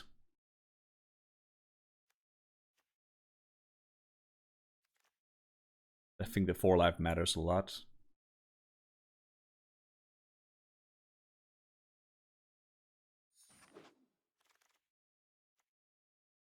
But I also think it was a little tough. Guess I'll take another Swooper. Get scooped with the Replicator too. Another Hallow Blade, huh? Don't mind if we make a do. Hallow Blade is probably the best thing I can ever play in turn 2. Could certainly take a Siege Striker here. Siege Striker into Swooper seems pretty good. Get a free like 6 damage in. Double copy of Enforcer helps with the Replicator though. I still think it has to be right to take this Striker here. Another Hallow Blade. That's a little bit bonkers if you ask me. The Tempered Veteran.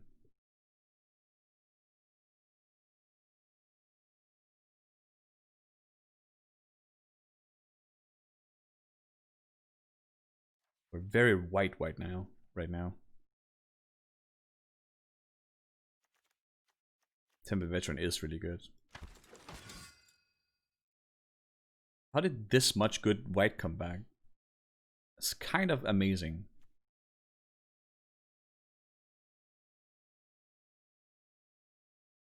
Now I'm pretty happy we have some card draw because we're gonna discard a lot of cards. Maybe we should like... It's too late for take inventory, I guess. Somebody's probably already in that deck. But this would be the deck for it. Glad we have some. I like this deck a lot though.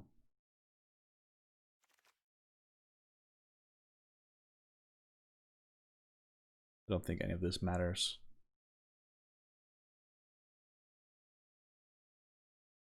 I don't think I'll play the Steed, but I will play the Solidarity though. And I will take this late Feat. Wow! Okay. Some drafts are hard, and sometimes they just go well. I think white is the best color in the format, and it's just wide open.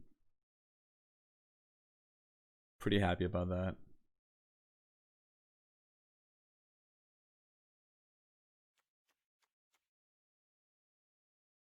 Glorious Anthem with the Hallow Blade is also really freaking good.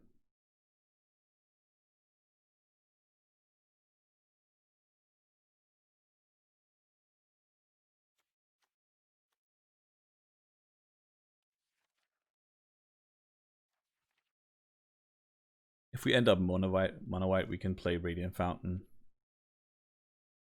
Don't think we do though. Rain is pretty good. I want Dub for the Hallow Blades.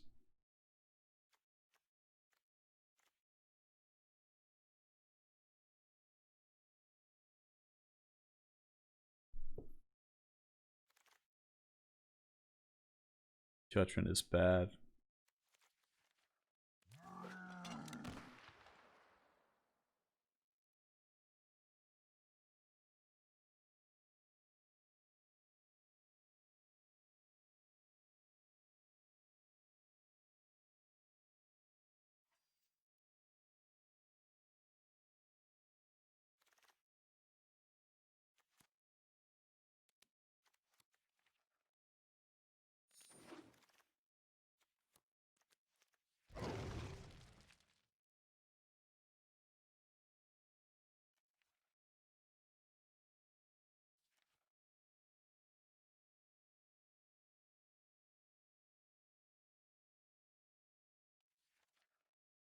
We could still switch into Boros if we see Houndmasters or something like that. Something worth taking.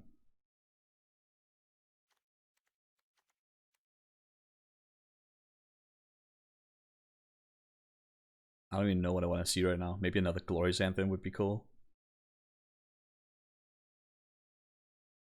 Maybe we just need more card draws. We can keep discarding to the Hallowblade. Maybe this is the sort of deck where the Epitaph Golem is going to be good. Like trying to like not mill ourselves. Or like protect ourselves against millers. That's one of the things that will actively kill us, I guess. Another Faith's Feathers. Over a Chorister. Guess we have to take it. This one also counts towards the Replicator. Since it says non-token permanent. So 2 Faith's Feathers on board with Replicator is also pretty good. Do think 3 copies of 2 different creatures is definitely enough to play Replicator.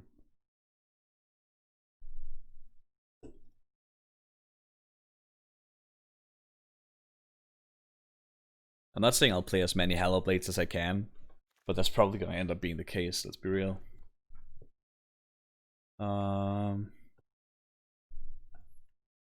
Tide Skimmer could be good, but Dub on Hellblade is just really good.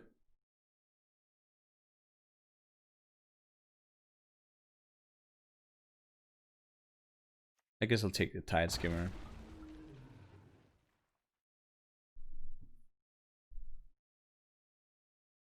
It's another way to draw cards in a very draw light deck.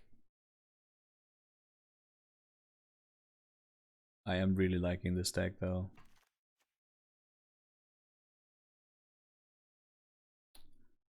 Speaking of ways to draw cards, Blue Sanctum is pretty good. We have the Green Sanctum that we could splash if we find the white one.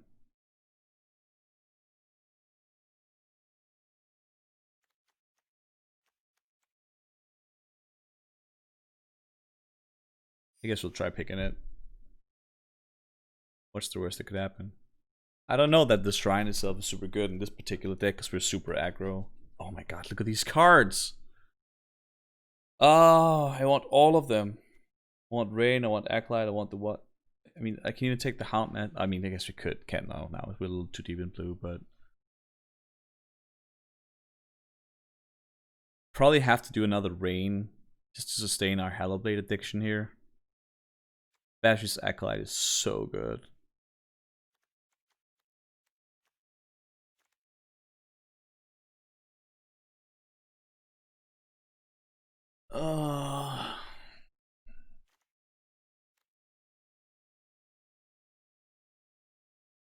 No.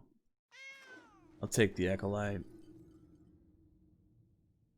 Can't take another Rain here. Not in this aggressive deck. Take the Selfless Savior here, but I like the Watchdog too. Selfless is pretty good. Hey Joe. Yeah. I'm glad we ended on the Acolyte too, to be honest. I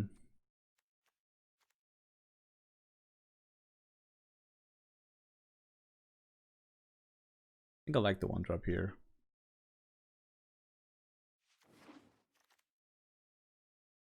Another Swoop, huh?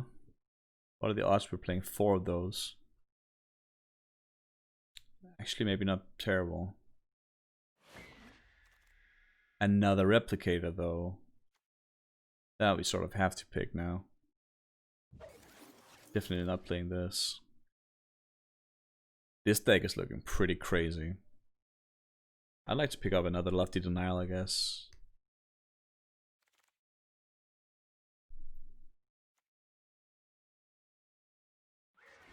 This deck is looking pretty cool.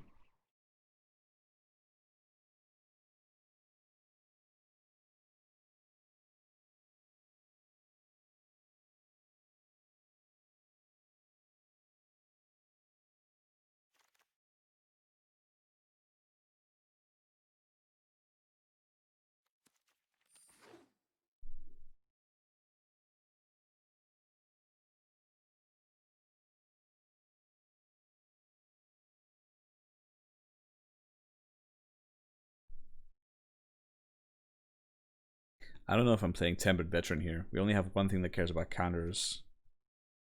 And to get to 6 mana to cast this seems a little steep in this deck.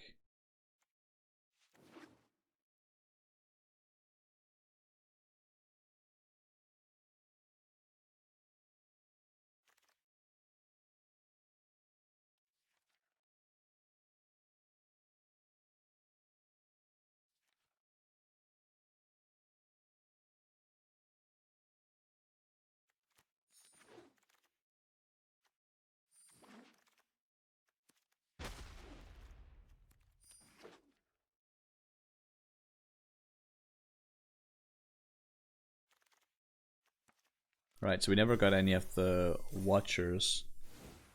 But the deck looks pretty freaking cool. It says non-spirit creature, so we can actually bounce replicators with this, which is pretty awesome. I think 2 counterspells is good. I don't think the sword is worth it here. Maybe the Ghost Light is too expensive.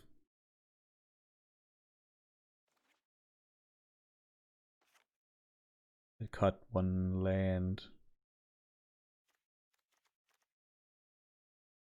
Probably an island, I guess.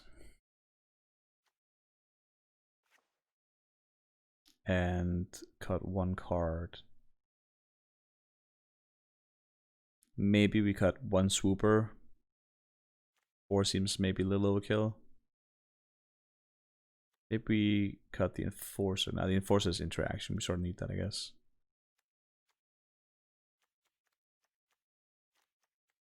Maybe with Bastion Solidarity and these things, maybe we don't need the dub here.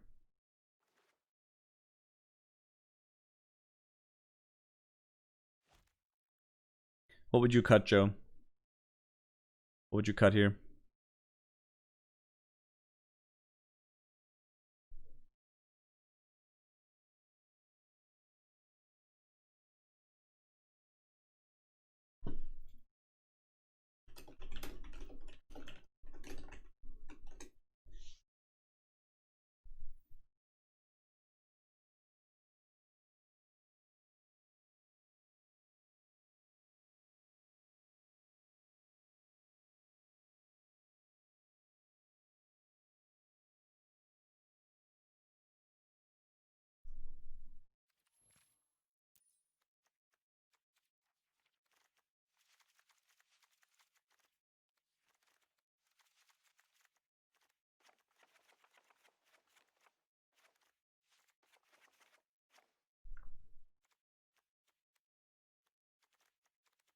I think we're cutting the dub.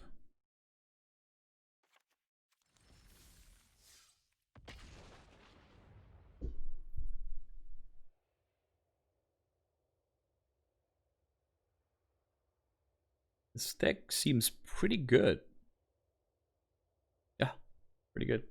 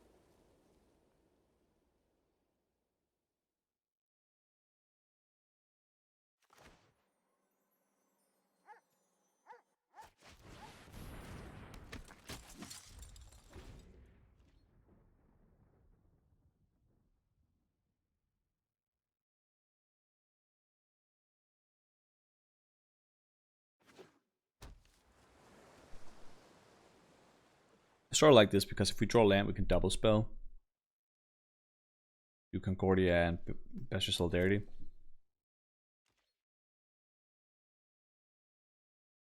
Rewind, huh?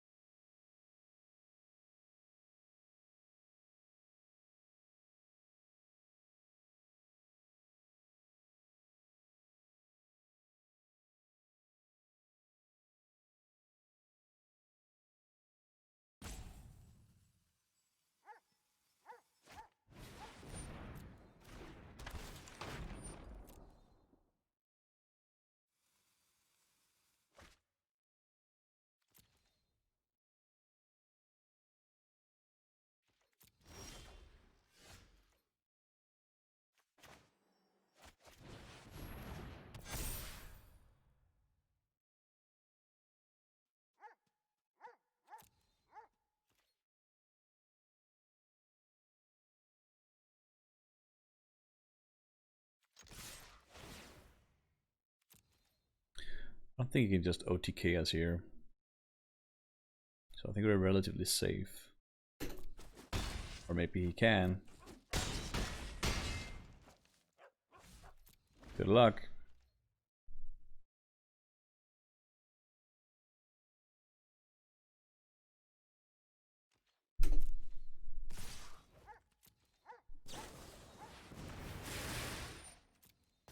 That's a good spell. That's fucking lethal. Wow.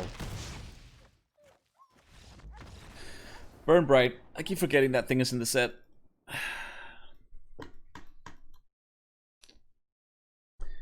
Not good.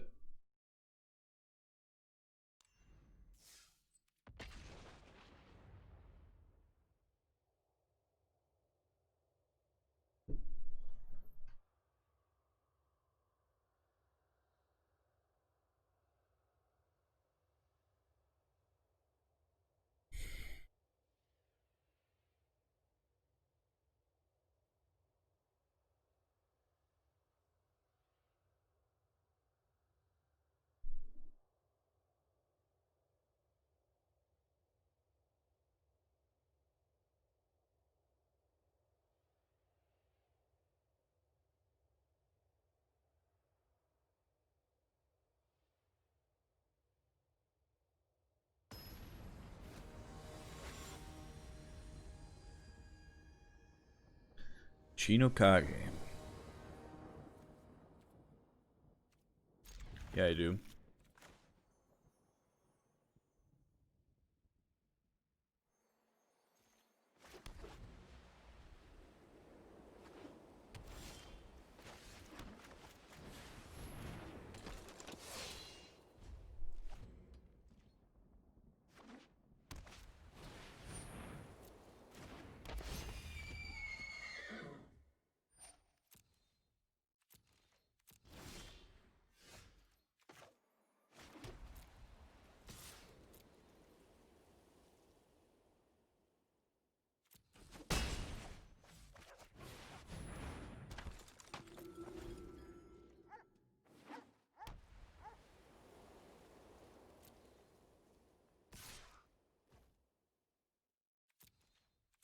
Not blocking, because we may want to play this a little dirty here. Especially if we draw a true drop. Come on.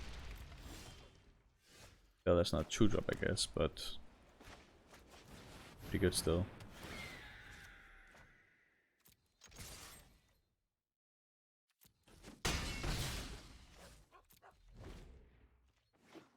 White weenie against white weenie.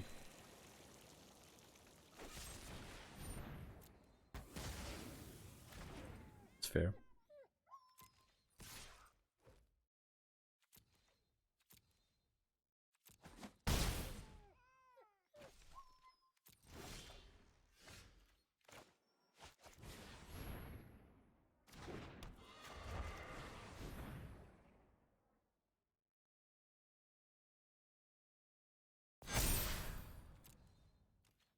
Got a feed in hand or something.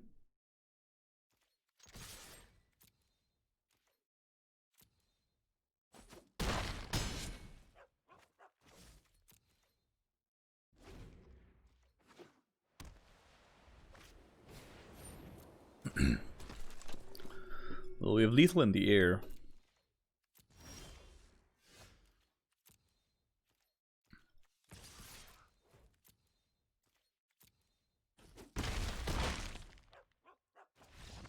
Very good.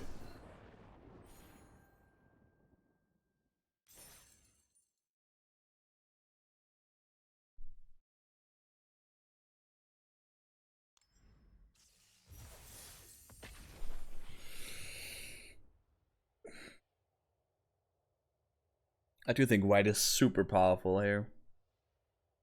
It's a very, very good color.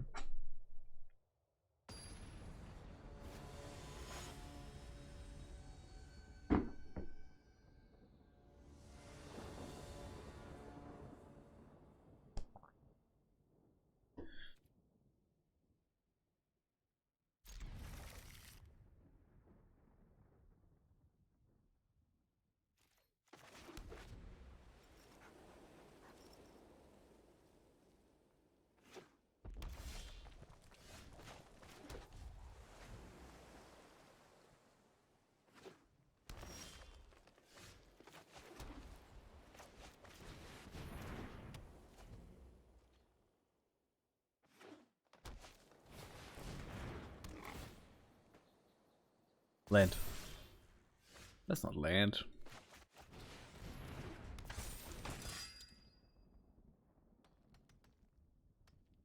Maybe should have kept Lofty here.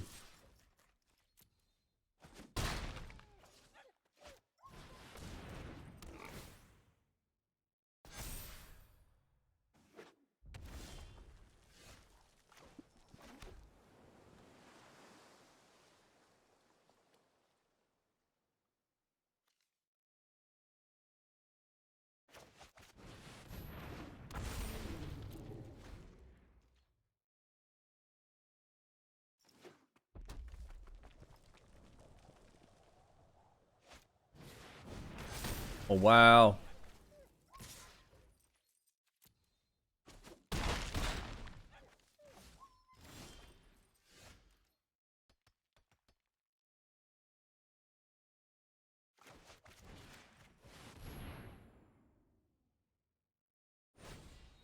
Oh, you have everything. Wow. What a hand. What a hand. Crazy. Of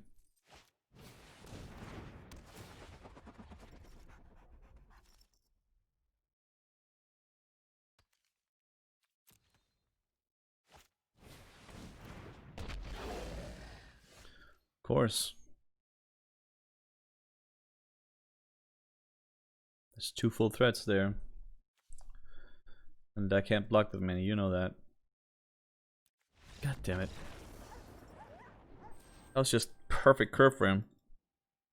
I mean, no true drop, which was bad for me. Crazy. Exactly Ranger's Guile.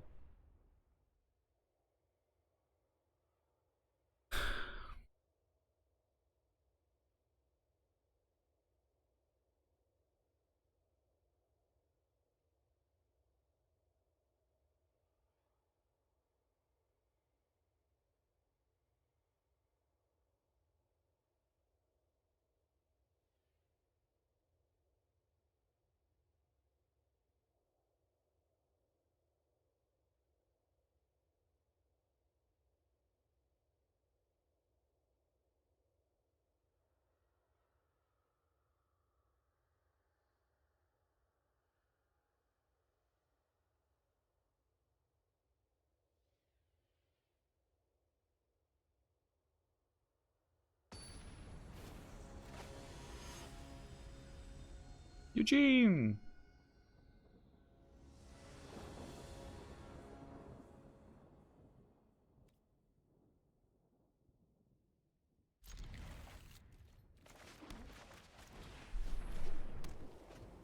We do have a lot of 2-drops. Other nice things we can draw into, I guess.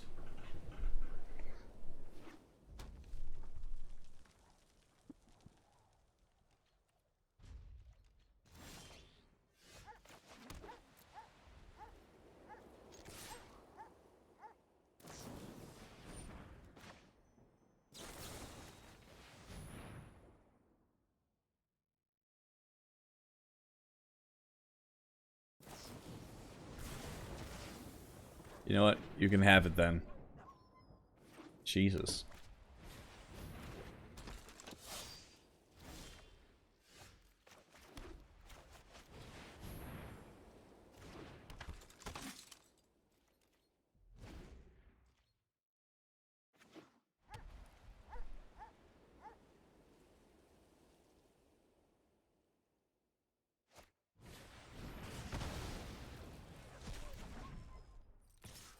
Yep.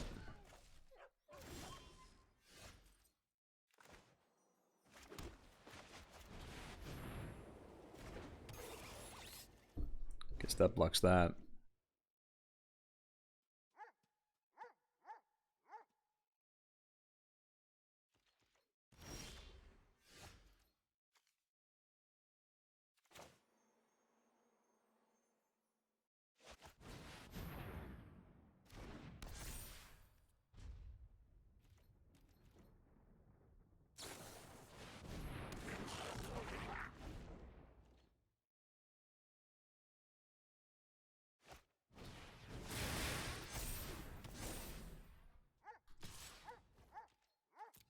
Well, now that attacks every turn, so we can grow this if we get a land.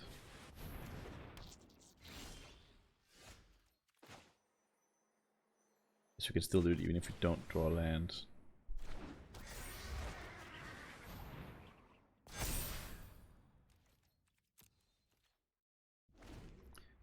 We can start attacking, I guess.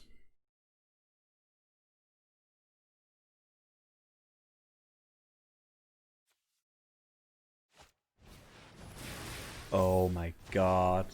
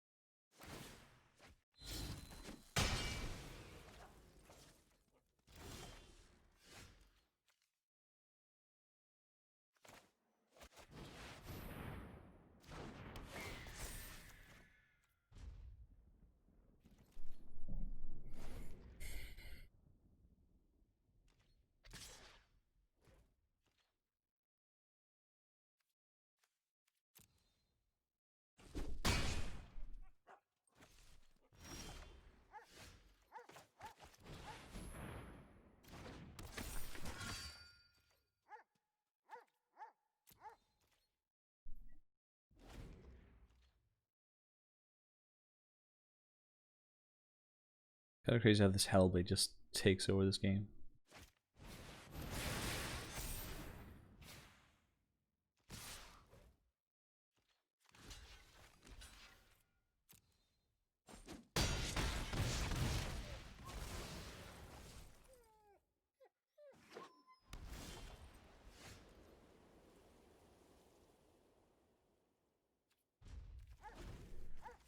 Why are you blue?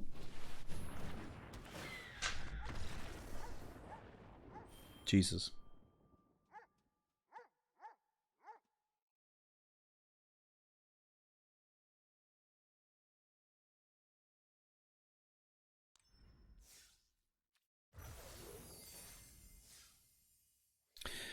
I can't play Magic today, guys.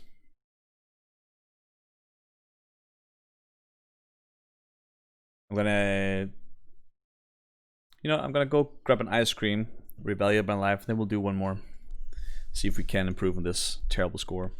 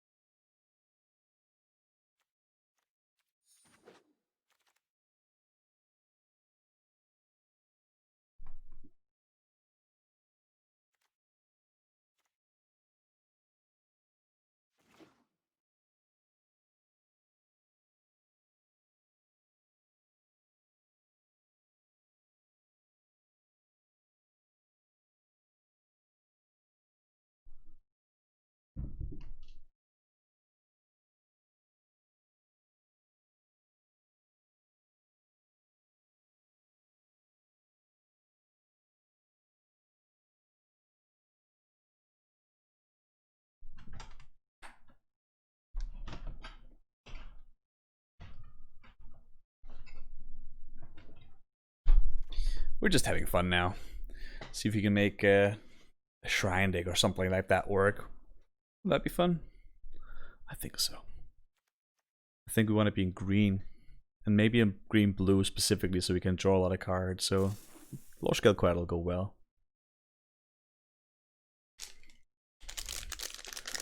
Just do something different.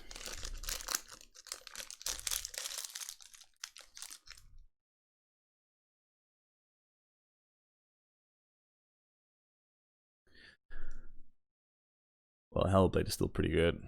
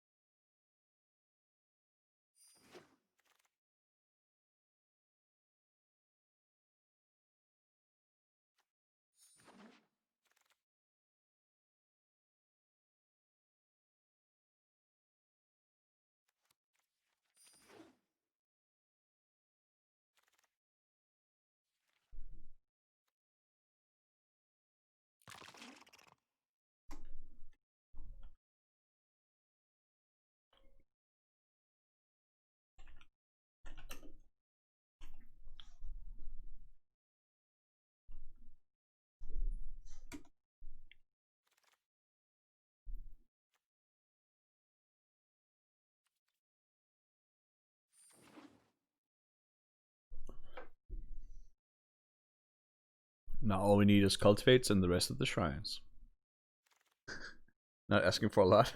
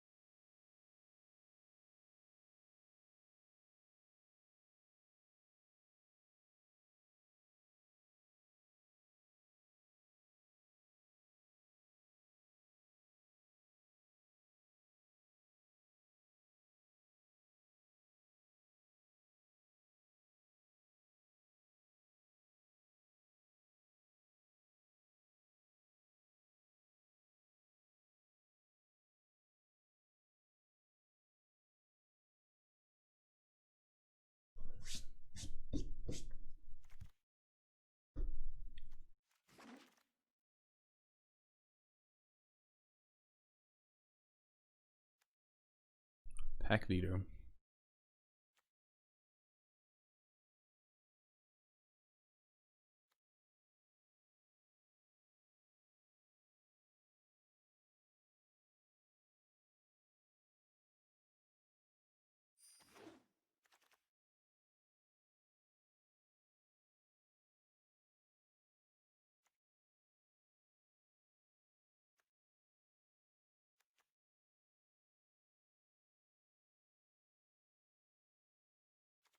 Spoiler Weaver is pretty good.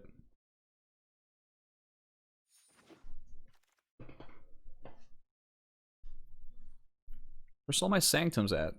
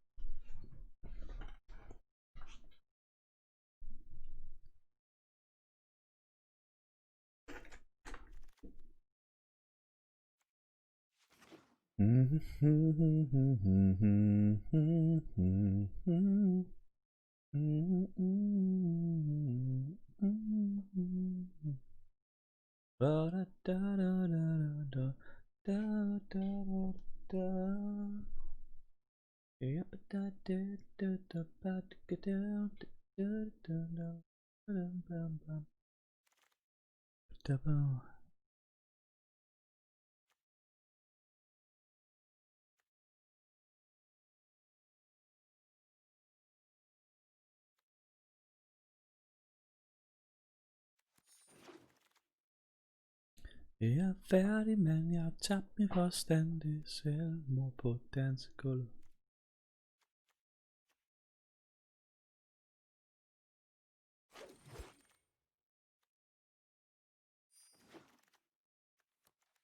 Maybe we play miscast. I don't know. We already have the blue one. It's all the other ones we need.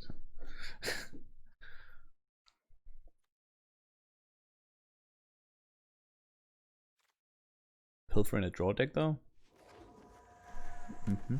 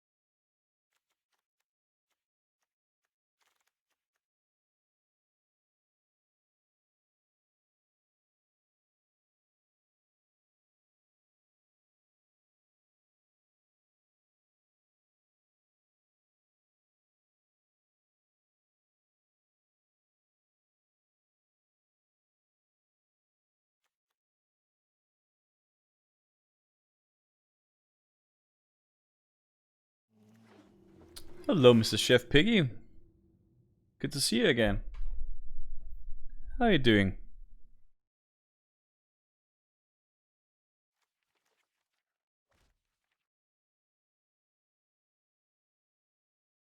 That's mighty kind of you. This draft here, I don't think is going to be so nice. We sort of went in desperation mode. Had to do a bunch of things to try to make it work. And it looks a little messy, honestly. But it just might be good enough. We are doing things, I guess.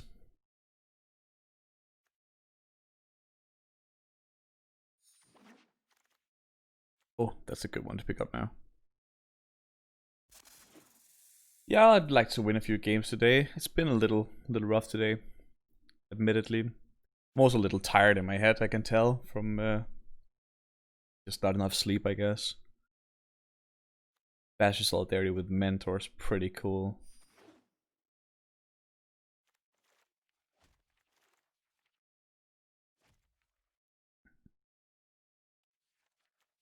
Maybe we keep the miscast. Yeah, I think I mean, absolutely. Like, if you have a token, like I can say that M21 is a really cool draft format. It's definitely difficult to figure out for me, at least, but it's as good a format to use it on as any. Yeah.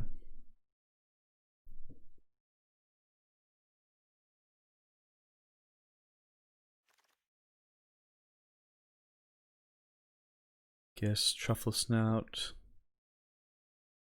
It's a follow-up to Conclave Mentor, maybe. It's a test and training for draw. You have draw. I guess I'll take the Truffle Snout here. Cut a little bit down on the top end, I guess. Not gonna run those two. 1, 2, 3, 4, 5. 5 of these are cards. So we actually, this is pretty much the deck. We gotta make like 1 or 2 cuts, but I mean, it could look a lot worse, honestly. With 2 coattles, Protege becomes good, I guess. Same thing with Defiant Strike. Becomes better than Miscast for sure. And we have things to ramp to. We don't ramp though. Maybe we play Megalodon. Maybe we don't. I guess we do play one Megalodon over the other Kraken. Just because we have Rousing Read and that's like an epic win combo. Let's look at the mana base first though. This is gonna be a little tricky. Alright, Megalodon to lay on Kraken.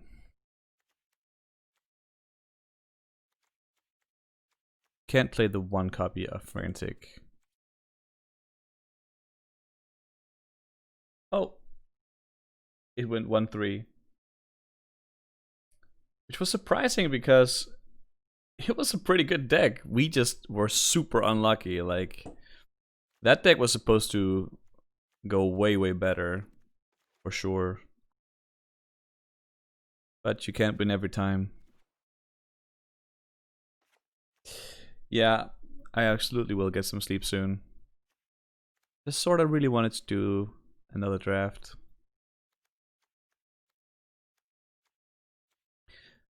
We'll absolutely play this one out for sure though. This is absolutely interesting. Not sure if it's good, but it certainly is interesting.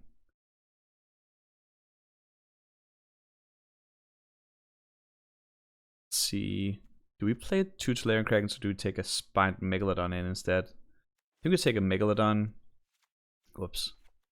Just to have like a different sort of win con with Rousing Read. The Lore Scale Coatls for sure targeted by things. Maybe we need the Miscast against those.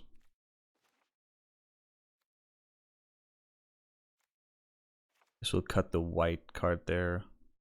Maybe we cut the Acolyte. It's because it's double white. That seems a little tricky. Then we have 4 white sources for 2 cards. What do you have? 8 blue, 7 green. I think I'll cut 1 white, add 1 green. So we can search for the last white with our Fabled Passage. So we add Forest.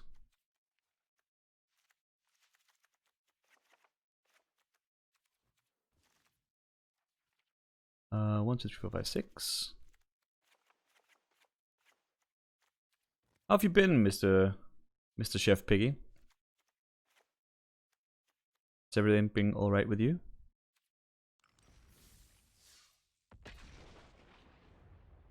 You been doing any Magic the Gathering, Magic Arena playing yourself?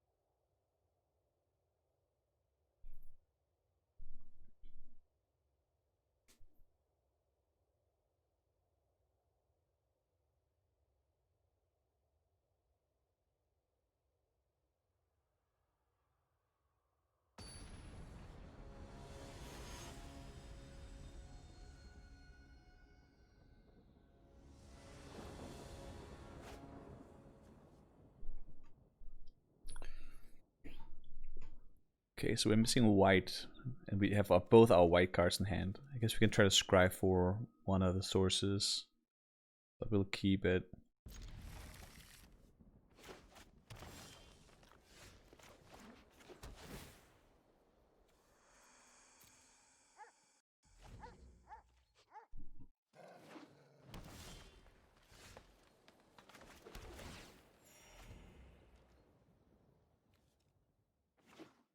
Love to hit a cultivate here. Hey! Look at that.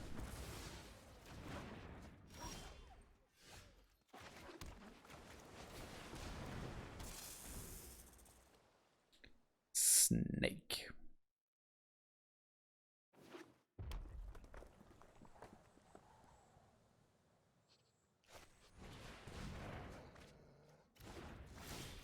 Okay. He's 3 colors, so that's sort of his own fault, I guess. I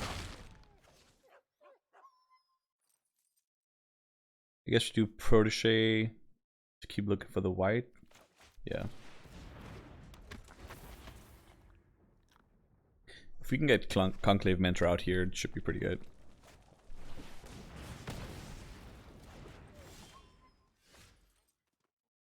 Maybe we just play the Null Sage.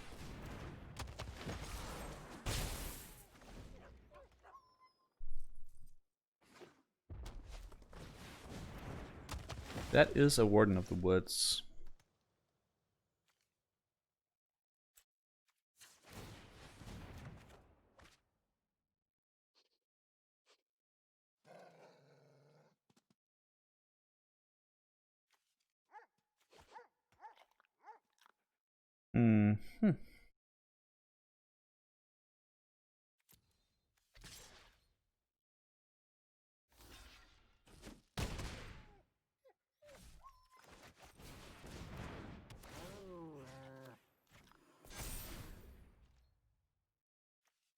Vigilance, this is actually annoying here.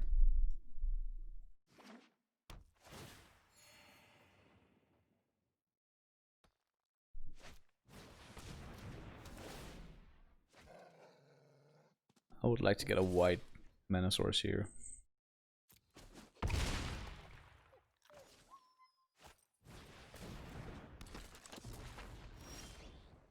That's very good. Now, of course, we can't play it.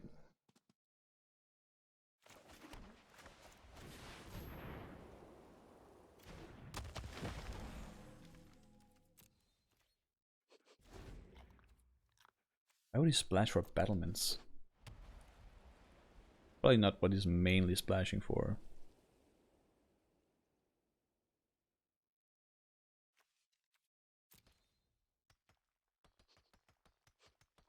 I gotta try to get rid of that Heartfire Emulator. Because I can't play the Conclave Mentor with it in play.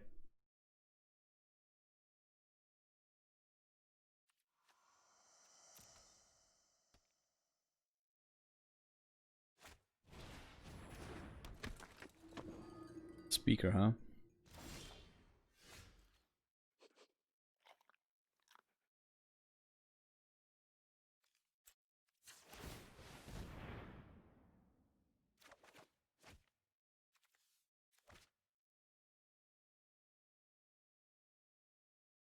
I would love to play Conclave Mentor. I guess I attack and just take the Heartfire Emulator, however he wants it.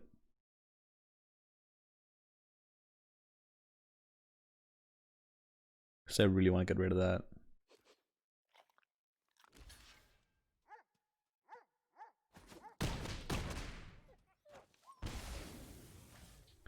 Okay. Mistakes were absolutely made. Looks like that no sleep policy is working against me still. Now we cannot draw an untapped. Actually, we can if we draw Fabled Passage. No, wait. This searches for basic lands, I guess.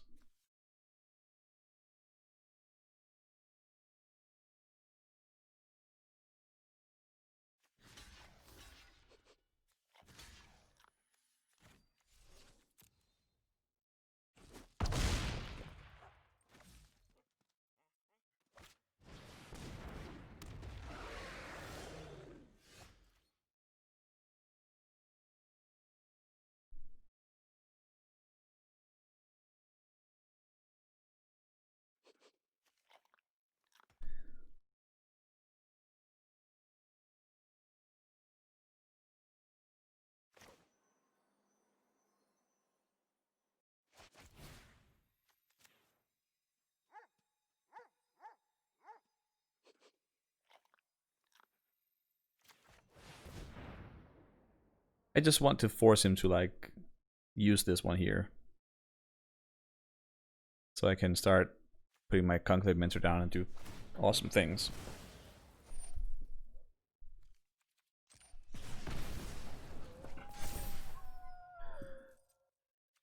And I guess I'll pass.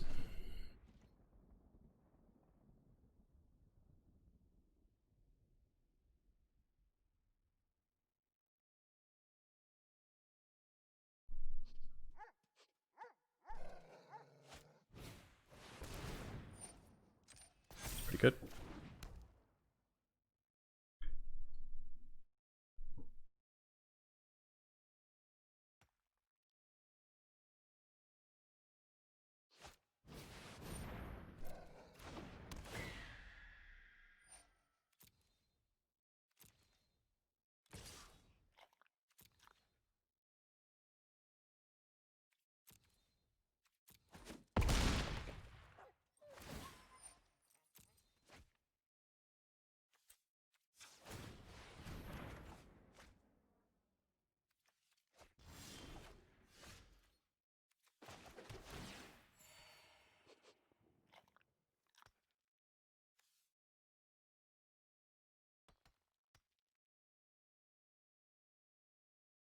So I need to produce a blocker here.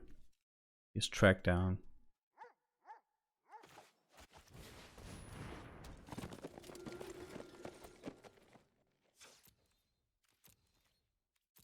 Hmm.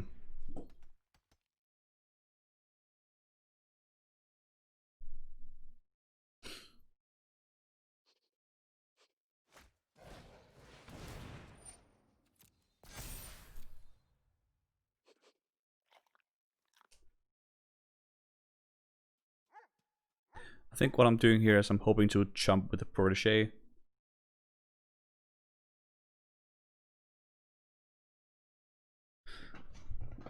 But it might not be a possibility. If he gets another swoop or something, we're just dead. Sort of.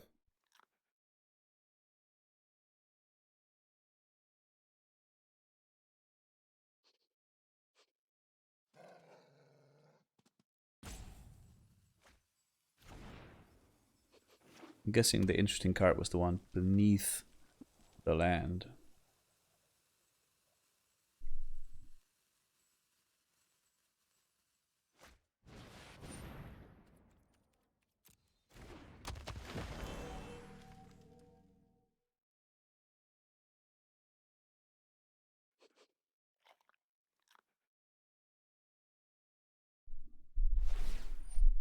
Okay.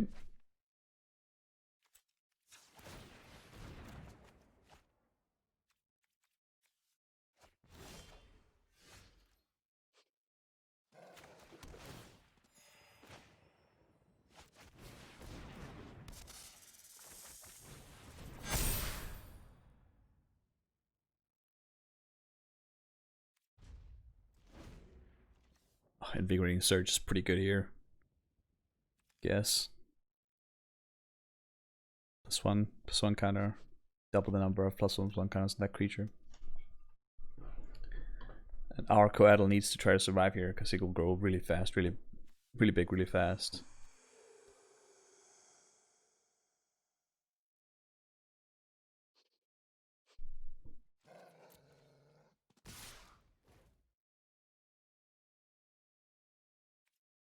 I guess I have to block everything but the speaker. That sucks.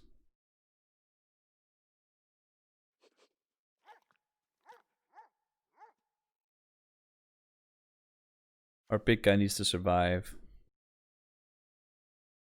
So we need to jump something. Put 2 counters on a lower scale Coatl.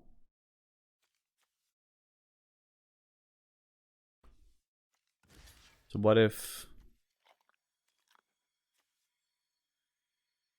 that blocks there, this blocks here, and that blocks there? Then I can put this on the swooper.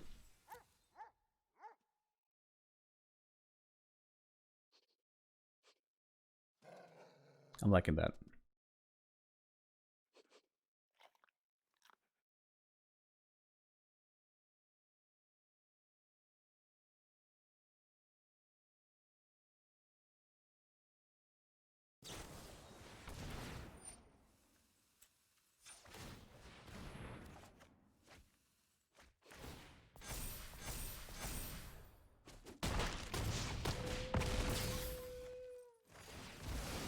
Oh, I forgot that I had Trample actually. Oh my god. Look at this guy. Just keep drawing power, huh? You can exactly not survive on this. You can try to attack.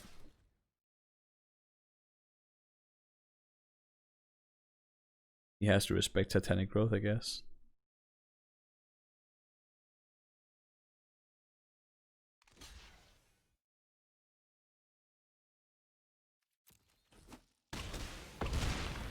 We can still not win.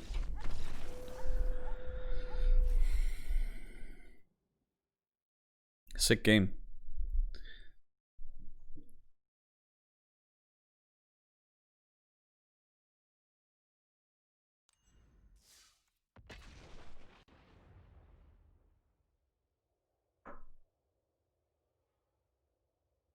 Let's try again. I actually really like this deck. Like, this shaped up better than I thought it would. It's a little crazy, But it has power for sure. It's not at all what I envisioned when I made it, but yeah, this looks good.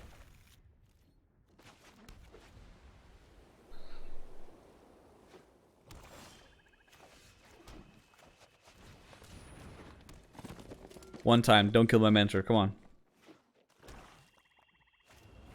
Oh. Always somebody who's gotta ruin the fun. But this is the real power. This will grow on its own. Don't grasp again. Oh. That would have been rude.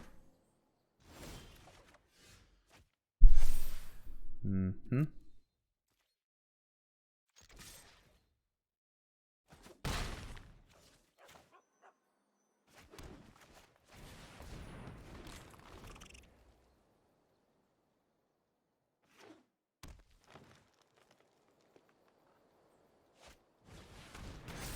Yeah, sort of saw that coming.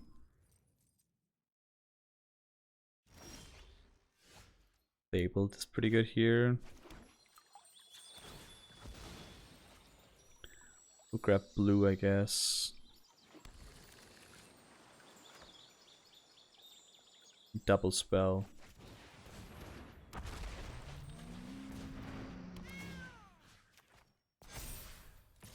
Next turn we can Hunter's Edge, whatever.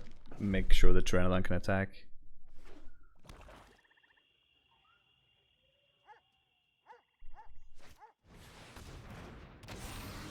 Okay, I guess we can't do whatever.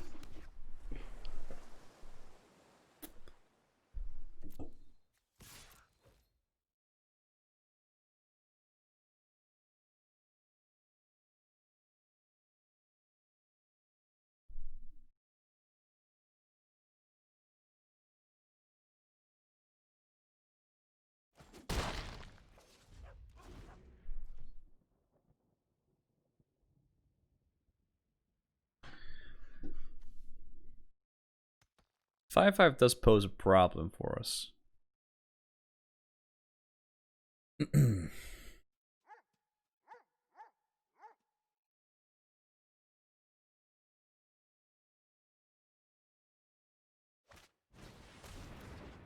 Scoos. It's like probably the best card we could have had in our deck. It's always our opponents who have it though. It's a little disconcerting. You get a counter, you get a counter.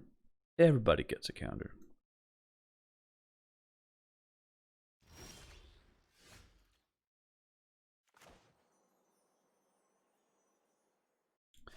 I have to fight the Scoos here before it starts doing all kinds of shenanigans.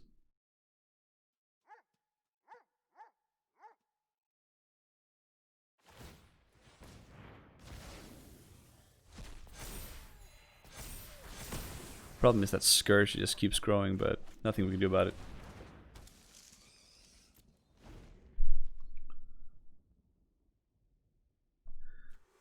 And he had solutions to all our power cards way early. That was pretty impressive. Grasp Edge, wow.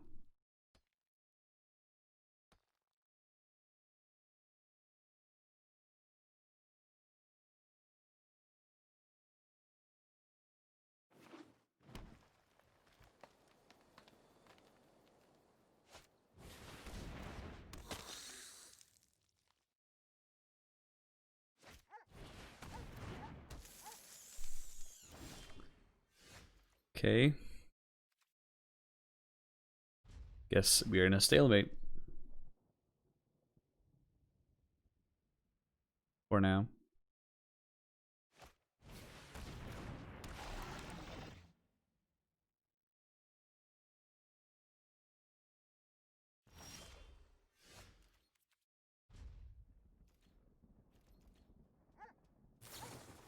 I don't love this situation here. So that's a 5-3. Oh, a 4-3, sorry. With the Scythe on it, of course. It's probably like the best thing he could have drawn right now.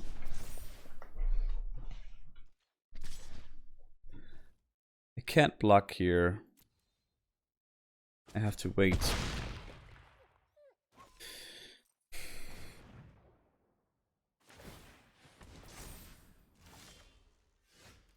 That's not at all what I wanted to draw here.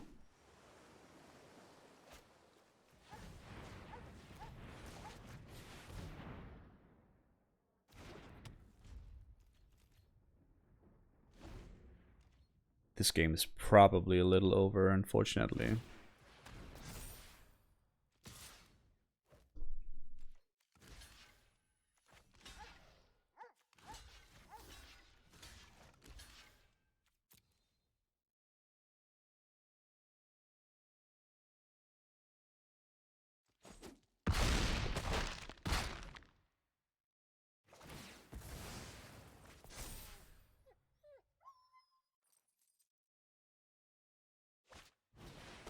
Ugh. It's got so much action.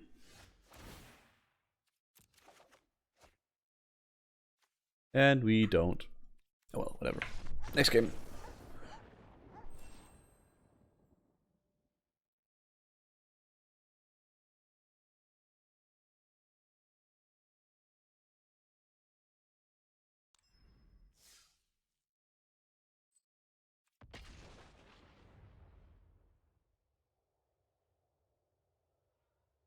Alright, come on.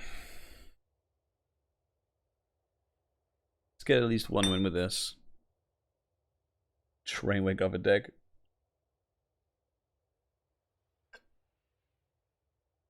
I'm sure we have some good draws to find.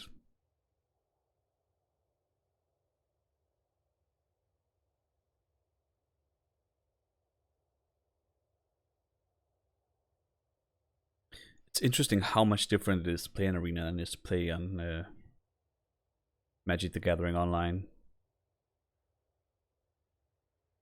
You can really tell how the bots do something with the hand smoother.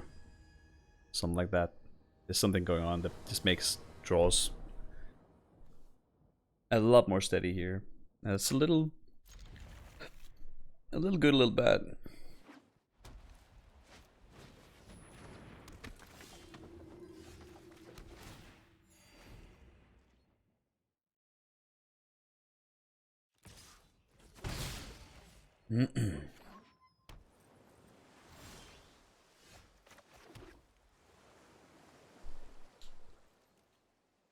Well, we got some powerhouse cards here.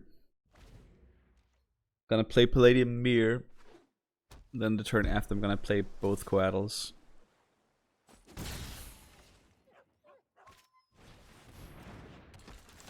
That is what's happening here.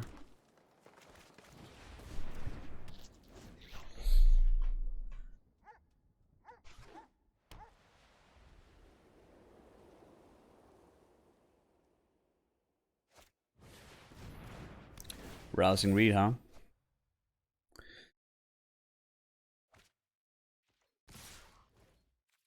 We may have to etch that.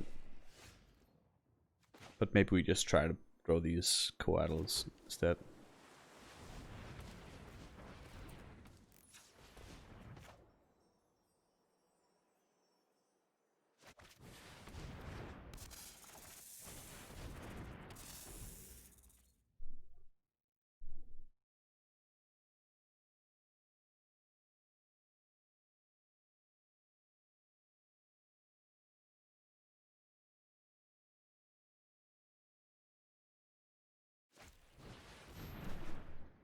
Yes.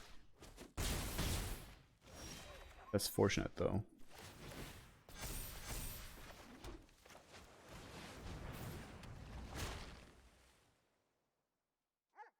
Now I'd really like to draw my own Rousing Read. That's gonna be this game. A little trivial, I think.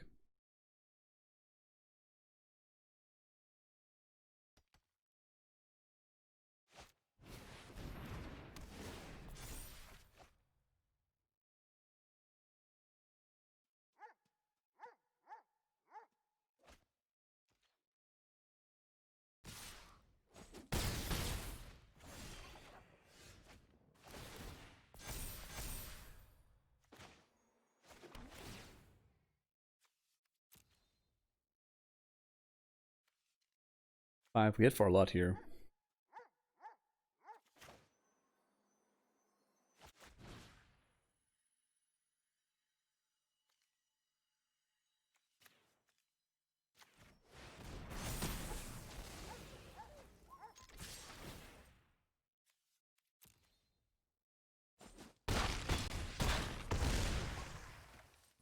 This miscast might be the best miscast we ever see. Come on.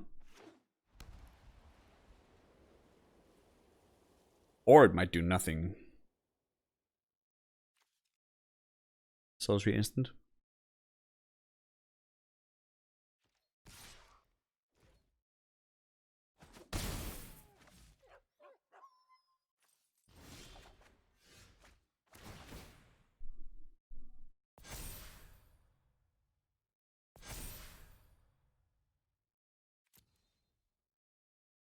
He's going to have the Frost Breath here, so we can play the Knowledge Sage after.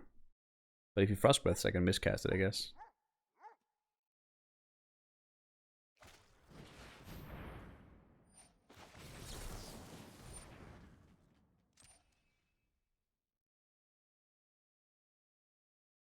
Then if he Swift responds, yeah, we still have lethal.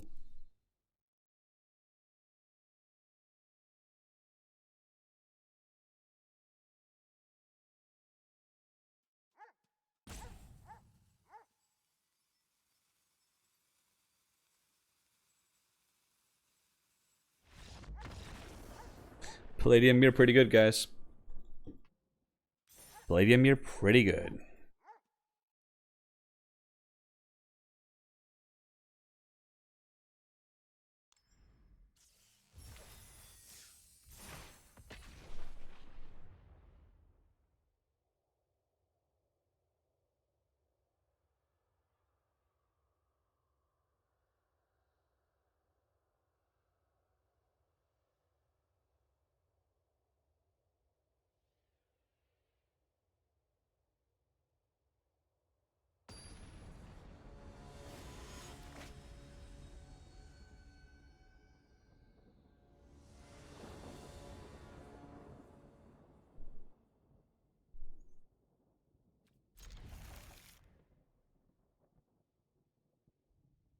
One time we get to keep our counters, huh?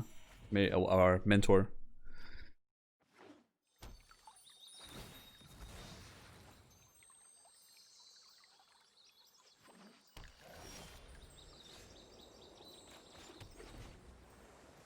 Oh my god. Did I just fail that?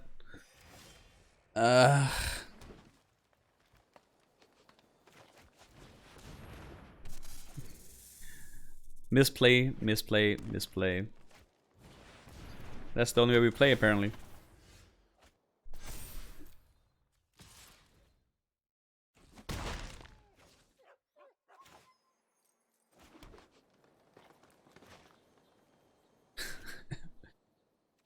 Oh well. That was really bad.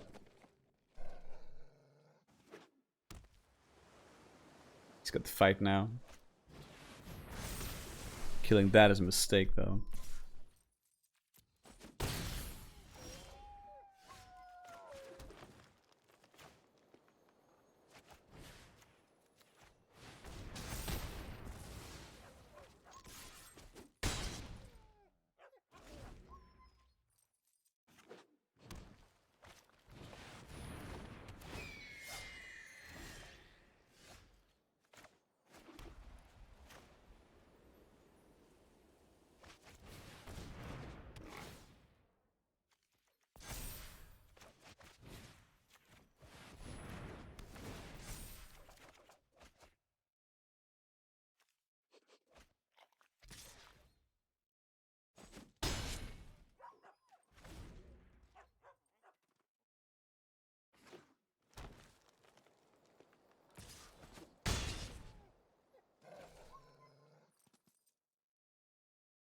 It looks like Sublime Epiphany to me.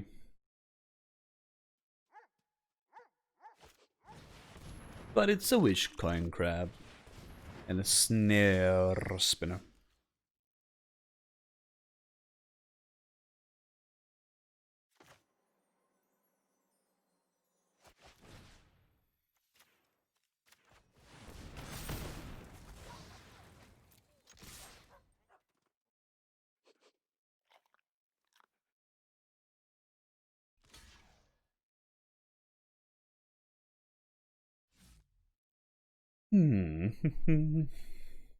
You're gonna have to jump block. Well, when I get to do mentor things, I do pretty well here.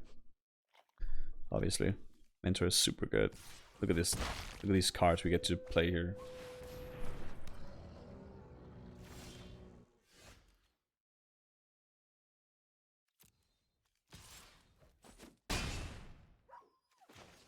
Let's produce 2 more lethal threats, I guess.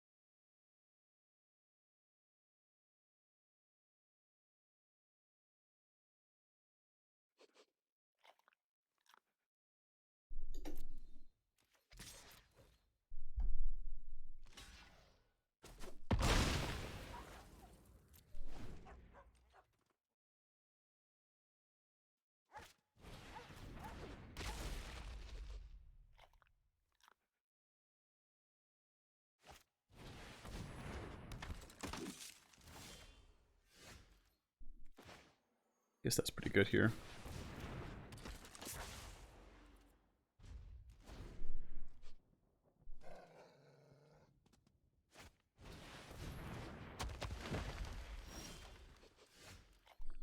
That's even better. Then we get to tap 2 of his creatures per turn. So first time we do it... Oh, well. 1 activation we can control. So we can tap 3 of his creatures, attack for lethal, yeah. Should be good. He attacks, then he is dead.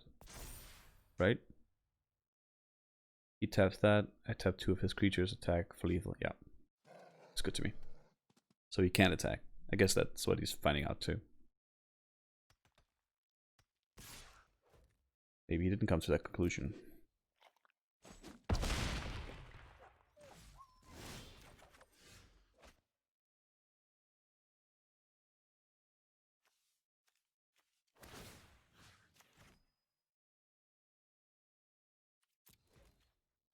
Now I have 4 attackers.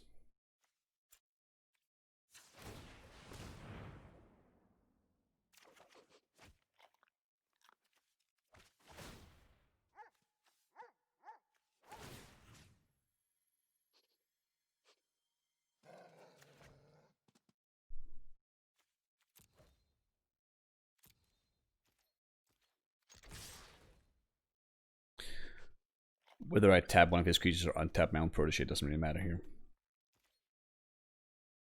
I guess I could have untapped and then tapped one of his creatures. That still doesn't make any sense.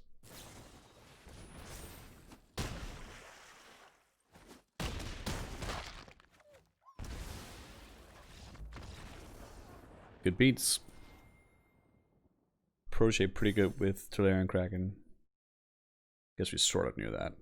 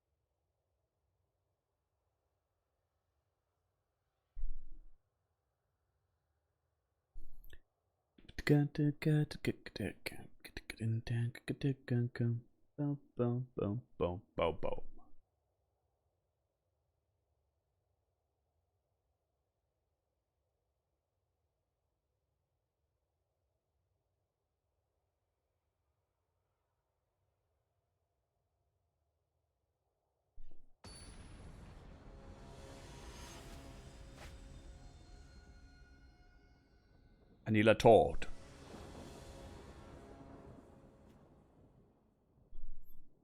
Oof. I don't want this hand.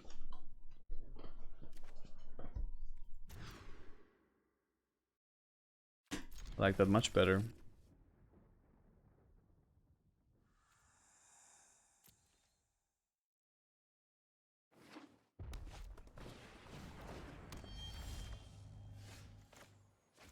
Guess that means forest.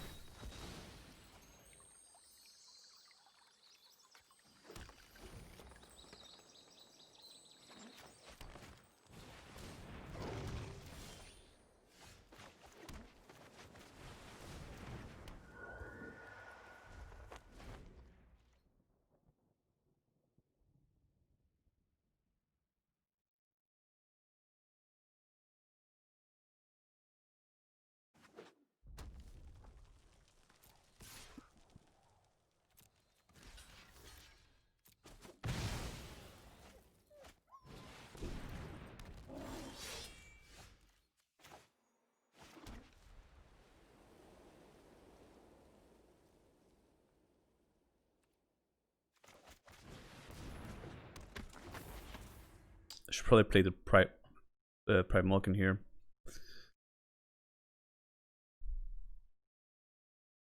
Because I can block the ogre even if he gets the sword. That's my bad. Guess it hardly matters now. No, it does matter.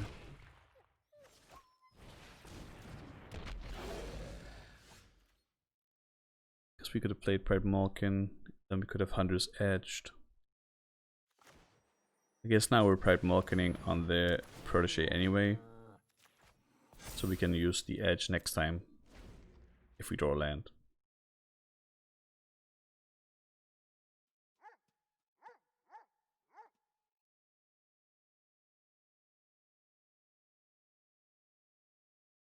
I guess you could try to double block this. It's really bad if he has a Sure Strike or any trick though. He's crashing through.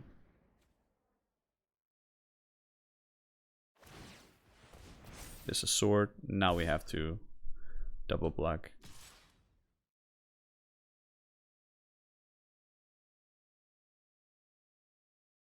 He probably has shock.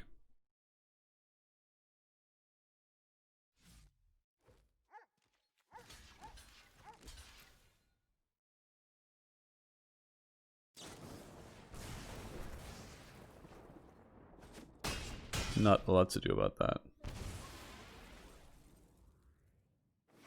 9. Well, he's out of cards. We did draw something useful. So we're gonna take the 9 next turn. We can edge, you knock it in, and then we can block with the Quaddle. That is if it lives. We'll see. He might just top deck removal. Nothing we can do about that. Or like have another shock. Also nothing we can do about that. We have to wait here though. We don't want him to re-equip the sword to the ogre though. We want him to just have lands here and do nothing but attack.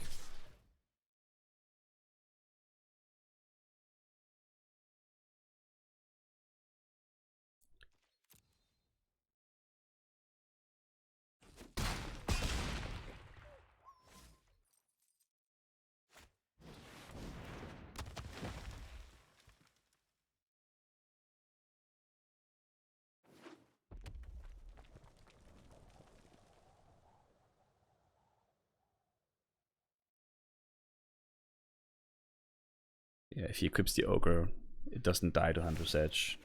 He didn't. But we still block a short here.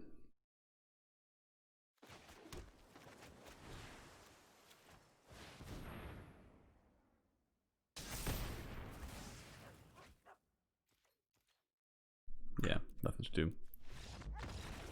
Good beats. Oh well, ladies and gentlemen. My brain is not functioning super well tonight. So I'm gonna call it a short stream.